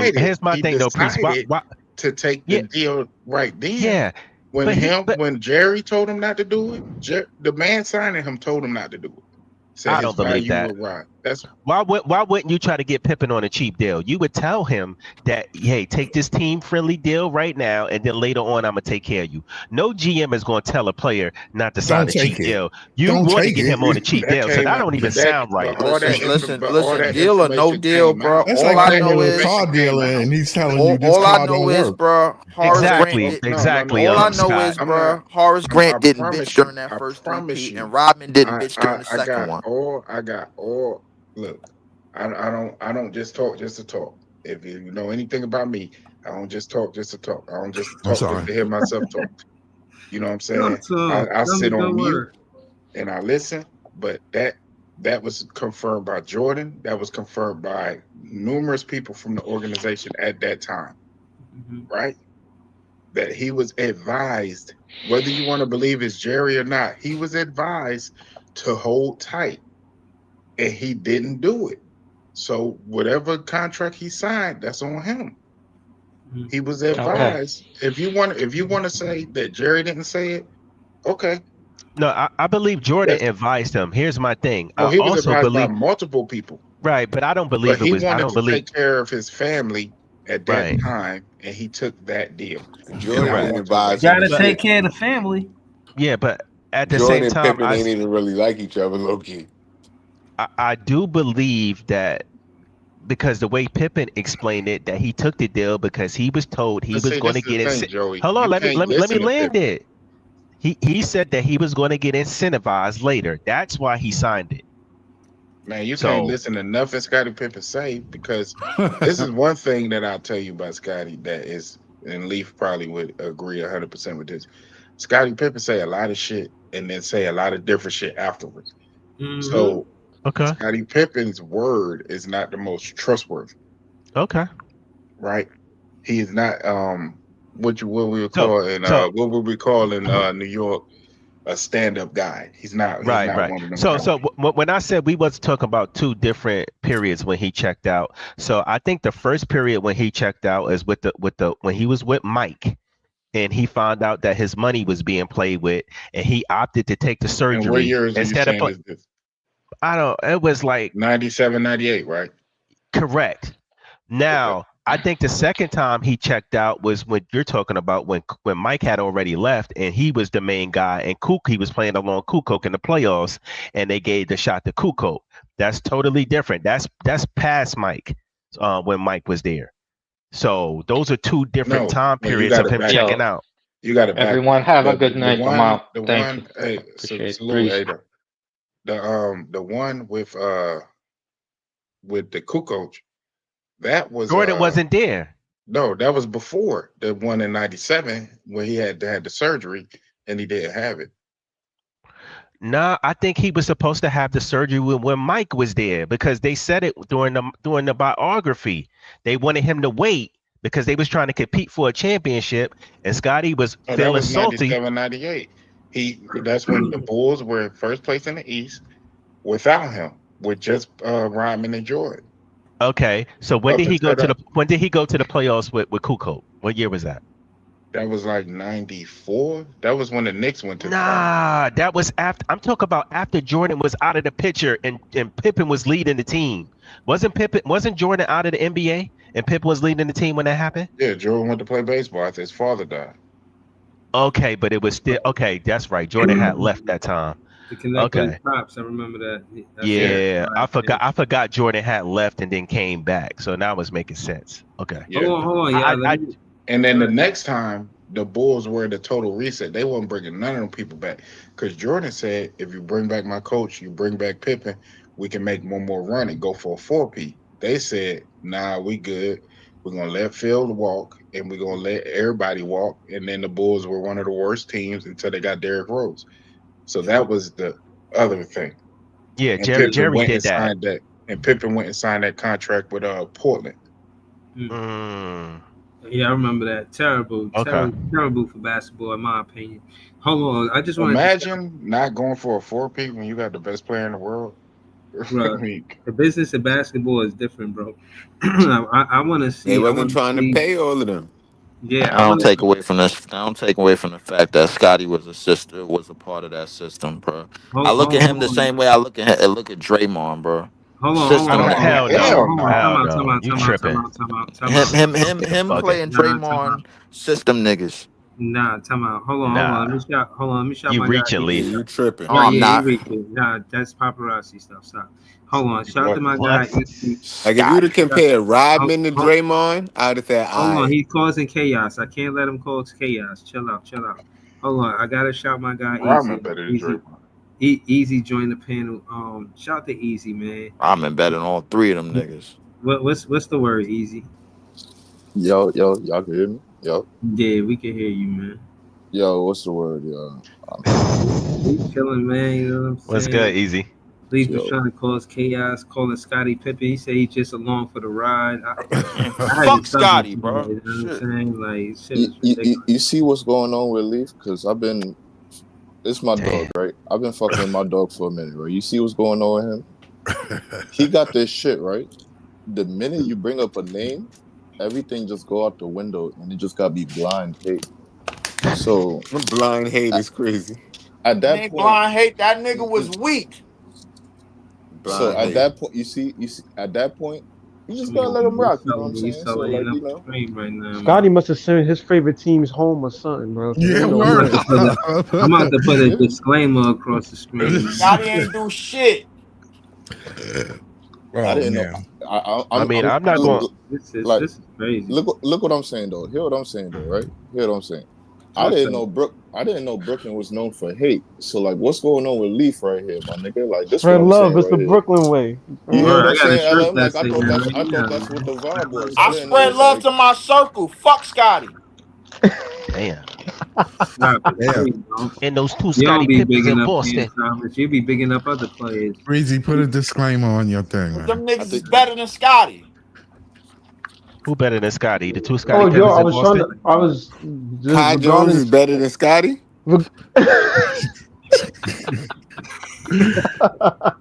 Hey, Leaf. Hey, Leaf, is Zach Edey better than Scotty? Why y'all keep talking about niggas that's on winning teams, bro? Leave them niggas alone. Scotty wasn't on winning teams. Scotty was on the winning team. Scotty got titles. Scotty got rings, my boy. Rings. Yeah. He might have been on the winning. Stop acting like them niggas. Niggas is acting like the Bulls won because of him. They won in spite of that. Leaf, nigga, you say that. You say that Tatum. Ain't nobody said that. Leaf, you say that Tatum and Brown and Scottie Pippens, but they got a chip though. Hey, real quick, Leaf. So you're saying that because of the role players. Can you find that? Let me ask Leaf a question, y'all. Let me ask Leaf a question. Hold on, Joey. Hold on, Joey. That shit real quick, Breezy. While Joey going. Can you find that clip when the great Michael Jeffrey Jordan himself said, "There's no Michael Jordan without Scottie Pippen"? While we're up here, while Joey, he said that to be nice, bro, and you know that. I was just going to ask him. No clip to say that. The only reason why is because he don't got no championships before Pippen or no championships after Pippen. I don't hear none of that dumb shit. Breeze, you once again, Jay is talking, bro. Like Scotty did this amazing carrying job to help. Like he helped out, just like Horace Grant helped out, just like Rodman helped out, just like Jordan helped out. They all helped out. No, nigga, Jordan led the way. Jordan led the way, bro. Yeah, that was his part of helping. And then Scotty part of helping was making sure he beat LeBron before LeBron. Yo, real quick, right? I told y'all niggas already, bro. I told y'all this scenario already. Imagine the city blowing up and you need help. And you know, you're looking for a superhero to save you, my nigga. And then fucking Hawkman or Green Lantern come down and save you. And Leaf like, yo, where the fuck is Superman, my nigga? Fuck out my way, bro. I don't want you here, bro. Watch out. I want the big dog. Fuck out of here, bro. I'll die right here, bro. Bro. Easy. I need your help, Easy. All right. What's going on, Bruce? We in the championship years, the three-piece. We're gonna look at Scottie Pippen numbers in the playoffs, not Jordan numbers, not the team numbers. Only Scottie Pippen numbers. Only Scottie Pippen. Okay. Now, for one, the first championship, he was 25. He, in that series, played 41 minutes, shot 50% from the field, right? Let me keep it going. And he averaged, let's get to it. Averaged, what was it? 22? 21? 21.6 points, 22. He averaged 22 points in the playoffs with shy of 6 assists. You might have said say Almost 23. average- You got to round that up, Breezy. 22.8 is really 23. 23. Yeah. 23, man. 20. No. The highlighted year is the wrong year. This is okay. The nigga averaged 23, right? No, 21. He averaged 21 right here. Now it's highlighted correctly. This is the one. Okay. Well, he averaged 22 because that's 21.6. So he averaged 22, right? Look at this shit, right? He averaged 22 on 17 shots. Oh, that's good. That's good. Hold on. Look Let me say it again. Let me say it again real quick. Let me say it again. The nigga averaged 22 on 17 shots with 50% from the field. Wow. That's great. He could be on my team. But wait, hold on. But he along for the ride, though. You know what I'm saying? Like, you just a nigga that just jumped up on the crib. I ain't gonna lie, those 3-point percentages look crazy. Yeah, I skipped that. But it's like 0.6 attempt, though. So that's what I'm saying. We're not going off of that, though. We're not going. He's a slasher. He was. Yeah. The man got 0.6 attempts, bro. Like, they not even shooting that shit. They're not even shooting. Easy. Okay, so the next year, let's keep it going. Easy. The next year, he averaged shy of 20, right? Then he averaged just shy of 6 assists a game, about 9 boards. And, bro, this dude is straight hooping in the playoffs. And it don't show the defense that he played. And that's another none of that. None of that was shown. It don't show the like it show. Okay, look, no, 21. I lied, bro. He averaged 2.5 steals in the playoffs.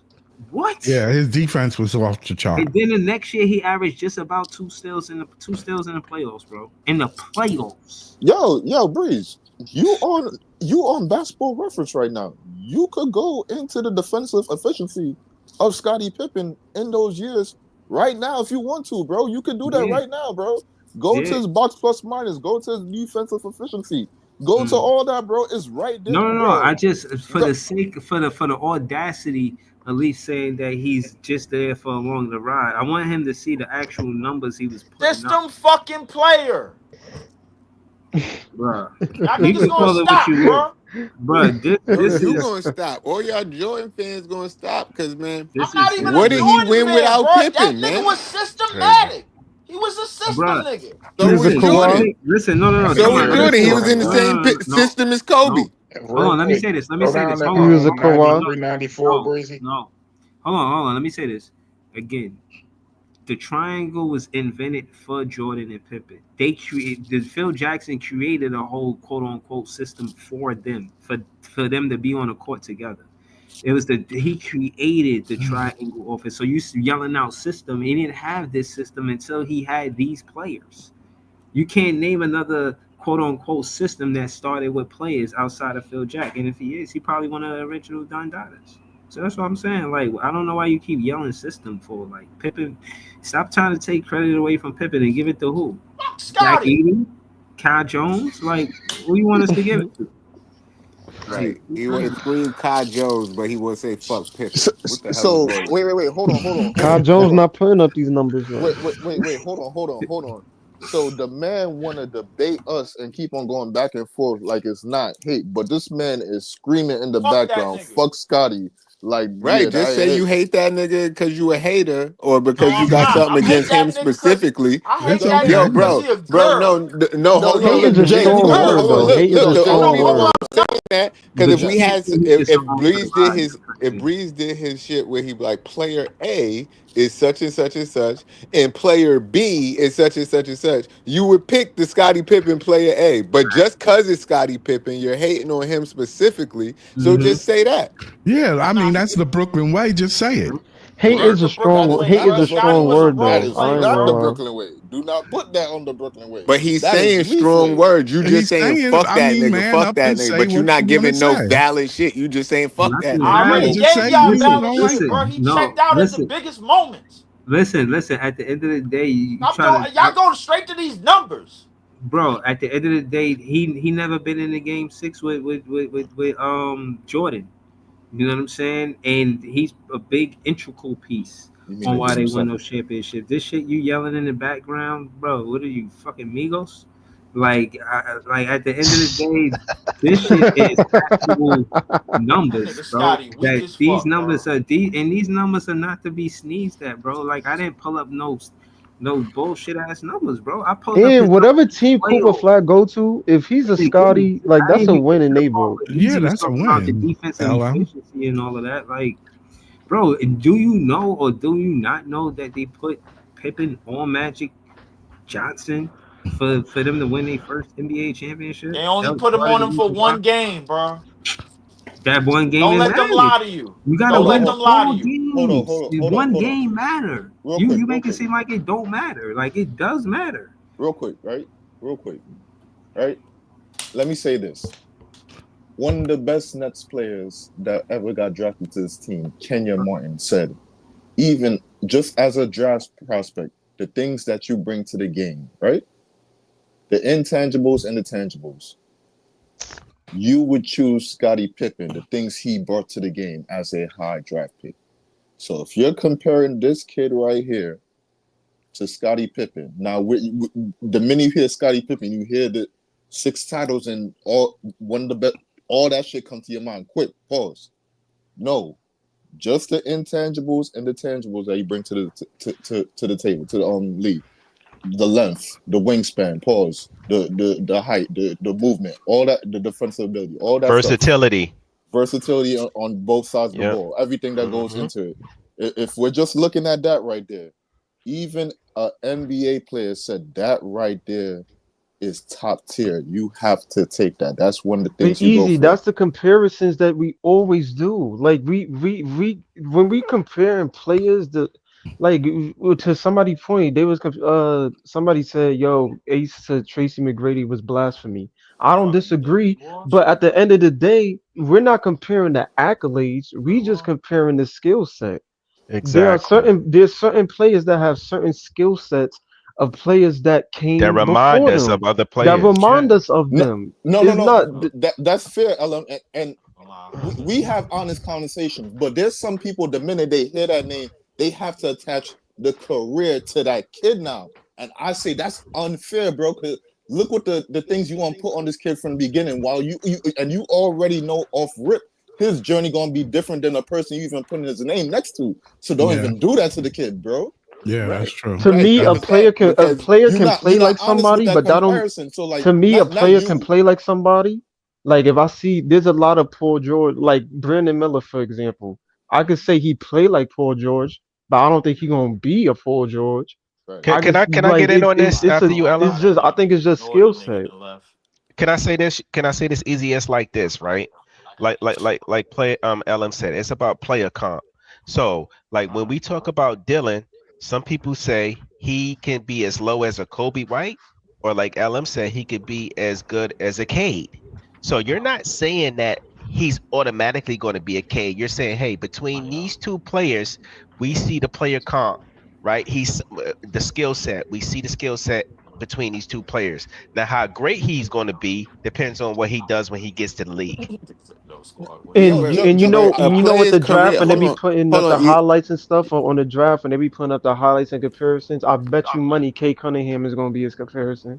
But a player's career depends on so many different variables, like Yes, what it is. team they A go lot. to, what coach they have, what type of style of play they coach running, what type of style of play they have. The career depends on all that stuff, but It's a the lot player, of stuff. what the player actually does individually is different from that. And that when you comparing the player, when you're making those hold on, let me finish. When you're making those comparisons, hopefully you're doing it to compare it to the player and not to the career, because the career is out of the control.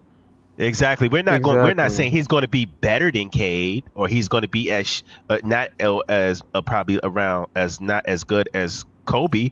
I mean, Kobe, we're just saying like, yo, he reminds us the way he plays. We're not taking the accolades into accountability. Only the playing style. Case in point, Ingram coming into the Which league is the was being reason why compared I to think the Kevin perfect Durant, player bro. style is AK-47, bro. I was cool with that. I was cool with AK-47. You was not cool with that. You was not cool with that, bro. I Do was not cool with lie. it. I You kept was not saying cool it. with that. You was Why? How not you gonna cool tell with me what that. I wasn't cool But with? that I don't kept mean he saying gonna it. be a I remember Karolinko. you tripping out because you wasn't cool with it, bro. I What are you was talking cool about? with it. I said You it. crashed the whole ass whip because you No, heard I AK-47. You crashed the whole ass whip, When nigga. did I crash the whip with Wait, hold on. AK-47s? Cut these I lies. remember this vividly. Yo, Remember panel, am I what? lying? Because This I nigga said said, this last wait. stream. Hold on, panel. And am I lying? The man said, yo, we doing all this just for an AK-47? That ain't it, bro. Am I lying or not? No, you heard the wrong person because I never said that. I'm asking everybody that's been with us. That been I listening never to both said of that. us. I said I didn't want Coop. Am I I lying? wanted Ace. That's all I To be said. fair, he wasn't high on Coop in the first place. I So. wasn't high on Coop. You do got to give him that. He's been standing on that since Yeah, the all season. he always said Dylan or Ace. So you would take Coop now? Whoa, that's him. How you feel about Coop I think now? Coop, even with Coop, because he got injured. I hope he's all good. But even with Coop being injured, I still think he That's go what I number wanted to one. ask y'all. Do you What's that? think Coop can go down in the draft from the injury? Nah, I think he still gets one. No, it's just a sprained ankle. It's just a It's sprain. Yeah. Oh, that's all it is. Because Kyrie Irving, He wasn't in. I seen played him in a 11 games wheelchair and though. he's still He was in a wheelchair from a sprained ankle. Yeah, it he was just sprained a his shit sprained pretty ankle. bad. Yeah. You know what? Y'all did the same thing with I ain't VJ know he was in a Edgecombe. wheelchair. Damn. Hold up, real quick. Y'all did the same thing with VJ Edgecombe when people was like, "Yo, we could possibly see VJ Edgecombe ceiling being Ant-Man or Russell Westbrook." Everybody went up there. Oh no, hell no, he this, he that. Like, yo, bro, we not saying that he gonna be as good as them because we don't know. Like Jay said, a lot Well, hold goes on, into wait, play. because I think me and you were saying Let me slightly rebuttal that. different things, Joey. But if you say his ceiling is an Ant-Man, I feel like you are saying he could have that type of career. But No, if no, you I'm saying. go ahead. I'm saying he could have that type of career. Like I said, we Like always if do a it's the best case scenario. exactly. That's the best case scenario. What we saying. We're not saying he's going to be that, but best case scenario, he could probably be an Ant-Man, or low case scenario, he could probably be a Terry Rozier. I don't Speaking know. of You know what I'm which, saying? I don't know Like, if y'all I don't know if y'all kept up, but Edgecombe and Fizz just got eliminated from the tournament. Yeah. I saw that. Edgecombe and Fizz just got Fizz. eliminated from the Yeah. tournament. but I think we gotta stop doing that though. The only person that's in the Did tournament y'all I see think that right they now is calling Terry Rozier the I think the Undertaker? only one Because is you gotta take his under Flagg every and night. Cooper and Trey Johnson. Trey I think. Johnson, right? And Trey Yeah. Johnson. Yeah. That's it. Is the only one Ice, why that's in you the leave? tournament. Ice, Okay, so that's a good one. So So knocked out the 20. Go ahead, Joe. Yeah, well, no, we like That's we It is say what it is. like It's some Cooper good. Flag. They teams just teeing up. JT Token went off. Like I don't know. So I'm glad Dropped old boy said 27 that. on Fizz. So like even with Cooper Flag, a lot of people say his low is probably Pippen, but his high is probably LeBron. Is that fair? I cannot find my split. A Wait, who? low Cooper? being Pippen is crazy. Cooper Flag. And I heard you. Wait. His Cooper top being is LeBron. LeBron is I don't know. So for one, like LeBron came into the league very fucking heavy. Pause. So right.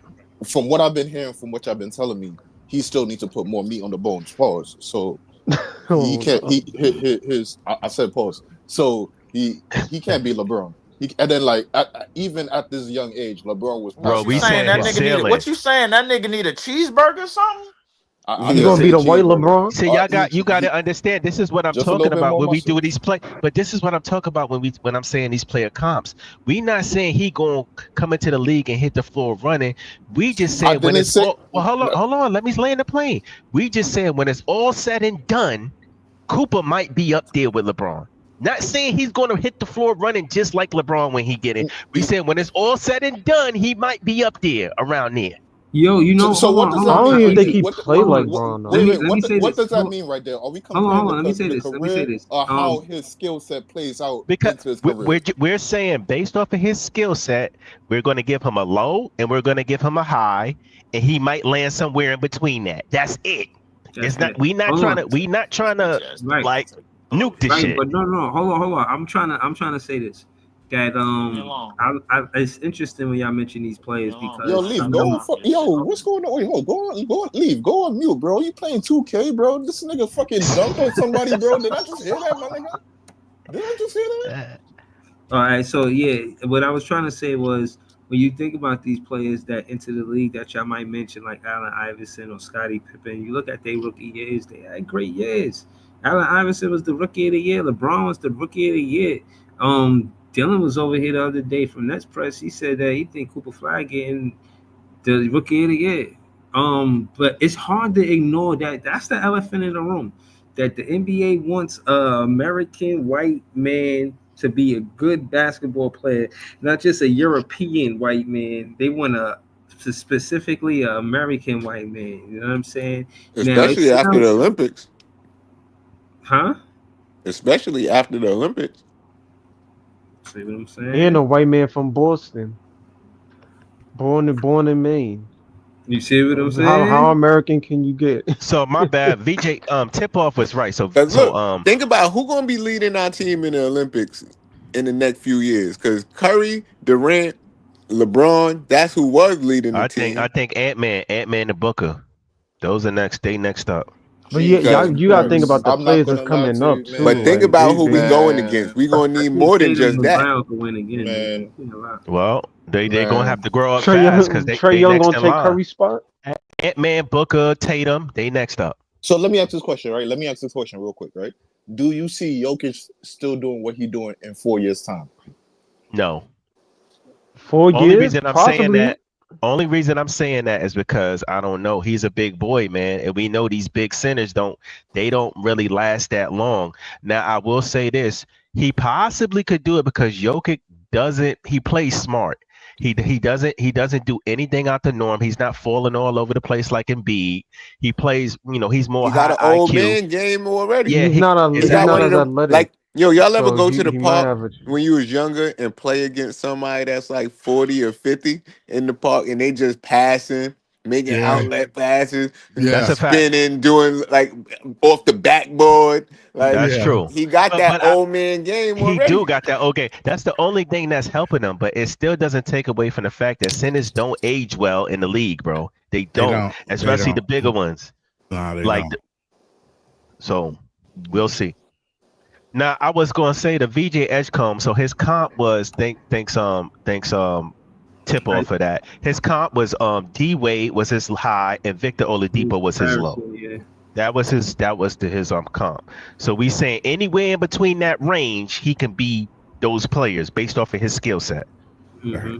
If he can fix his jump shot, like and shoot at a better percentage, he could be a problem. Mm-hmm. Now hold on. Also, what I wanted to say is, Scottie Pippen was a fifth pick in his draft. You get a player like Scottie Pippen in the draft right now, I'm not mad, bro. I'm gonna keep it real with you. Like I can't do this Scottie Pippen and he was just along for the ride. He was the number 5 pick. We might get the number 5 pick. When you think about the number 5 picks that have been in the league, let's just look at it. Let's see what he did in his rookie year. When he was a rookie, oh damn, he played 6 games. But the next year, you talking about Scottie? He played 64 games and he averaged 10 points. Man, ain't nobody can't solve it. Nobody agree with that belief. Everybody agrees that Scottie Pippen was a damn good player in the NBA, bro. I'm telling y'all already, bro. You think like I know my dog. Like we've been through this already. Like he did the Scottie Pippen thing already on because he doesn't channels, bro. He doesn't. The pushback he got is insane, bro. Hold on. I said it wrong. His rookie year, he played 79 games. That his last year, he only played 6. 79? Yeah, he played 79 games and he averaged shy 8 points a game. We can say 8 points a game. And then the very next year, he went from 8 points to 14 and a half. And then the next year, it just went up and up and up until it went from 21 to 18, then back to 22. He's just had a good career, man, especially with Chicago. After the trades, it is what it is. But that's a 5th pick. You stay with one team for what? How many seasons? 1, 2, 3, 4, 5, 6, 7, 8, 9, 10, 11. He only played for the Bulls. That's it, right? No, he played for them. He played for Portland. More than half his career. Oh, he did play for Portland. Yeah. Damn, I forgot about that. He played for Portland and Houston.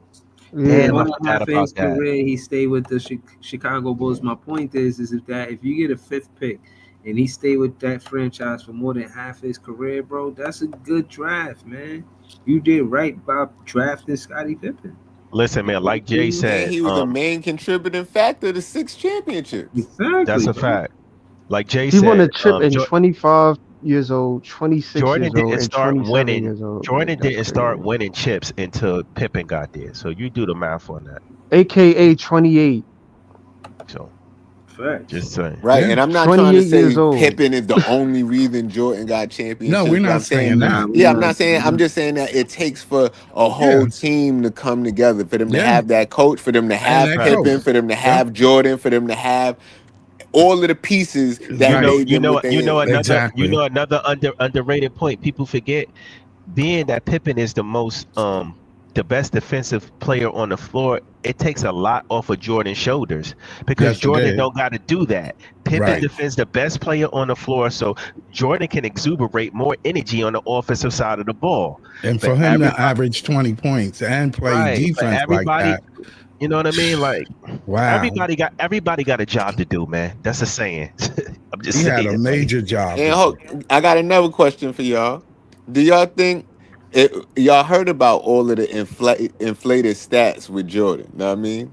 Did that take away from his defensive player of the year?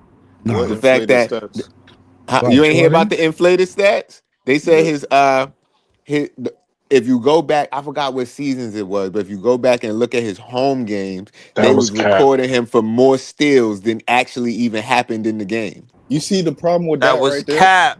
Do you see the problem with that right there? I have to attach that logic to a lot of people around that time too, at the same time too now. So now I have to ask that same question about John Stockton assist. So maybe because they said, and it was only home games. They were saying the home game statistician was just tacking extra steals on I that didn't wasn't hear happening. about that. I got a question for y'all. So bringing up DP Defensive Player of the Year. Now, y'all know Defensive Player of the Year is the only award LeBron hasn't won. LeBron he's felt slighted about this award. He felt that he should have won it in numerous years. Do y'all feel like LeBron should have been a Defensive Player of the Year during his career? Hell by now? no. That's a fact. He got robbed. Yeah, he could have got robbed. He got robbed. I think I think in 013. Bro, he got robbed. Leave. Are you saying this from an objective point, or you just saying it? I'm saying it from an objective point. I'm saying it. Bro, he only made five all defensive teams. Bro, that nigga been taking plays off, bro, for mad chase years. down block Kobe got robbed from LeBron block, about bro. a chase down fucking block. You see, Kobe did get robbed. Kobe got robbed for MVP. LeBron can't hold get robbed for the Defensive Player of the Year. Hold on. Stop. Cause you see now he moving the goalpost. Stop fucking with this nigga, bro. Goalpost, bro. Stop, bro. Y'all walking into his trap, bro. I'm not, bruh. Bro, the ask yourself, bro. You might as well say, hold on. Where's Tony Allen argument to somebody? Where's any of them other niggas? Going to all different type of people, bro. We staying right here, my brother. Stop. We gonna stick right here. So you telling me, bro, you would rather Tony Allen be a defender than LeBron? Hold on. I ain't gonna lie. Tony Allen was marked on defense. Tony Allen was him on defense. Tony Allen was that guy, bro. Tony Allen was a hell of a defender, but the conversation is Defensive Player of the Year, not career year. So we he should have. Years. Tony Allen should have won that year. Tony, that same year you talking about, Tony Allen should have won that. Yeah, Tony Allen definitely should have. But we talk about Bron though because that's like the only award that Jordan's won that Bron hasn't won is Defensive Player of the Year. He was supposed to get one DPOY, but they gave it to Marc Gasol. That shit did not make sense. The year that Marc Gasol won, that was that Memphis team, but Tony Allen led the defense. Tony Allen was that was that team that was born. No, I agree, but they didn't even have Tony Allen in the conversation. They probably had him like top 4, I think. They didn't even have him really in the conversation. It was Bron or Mark. It was them two.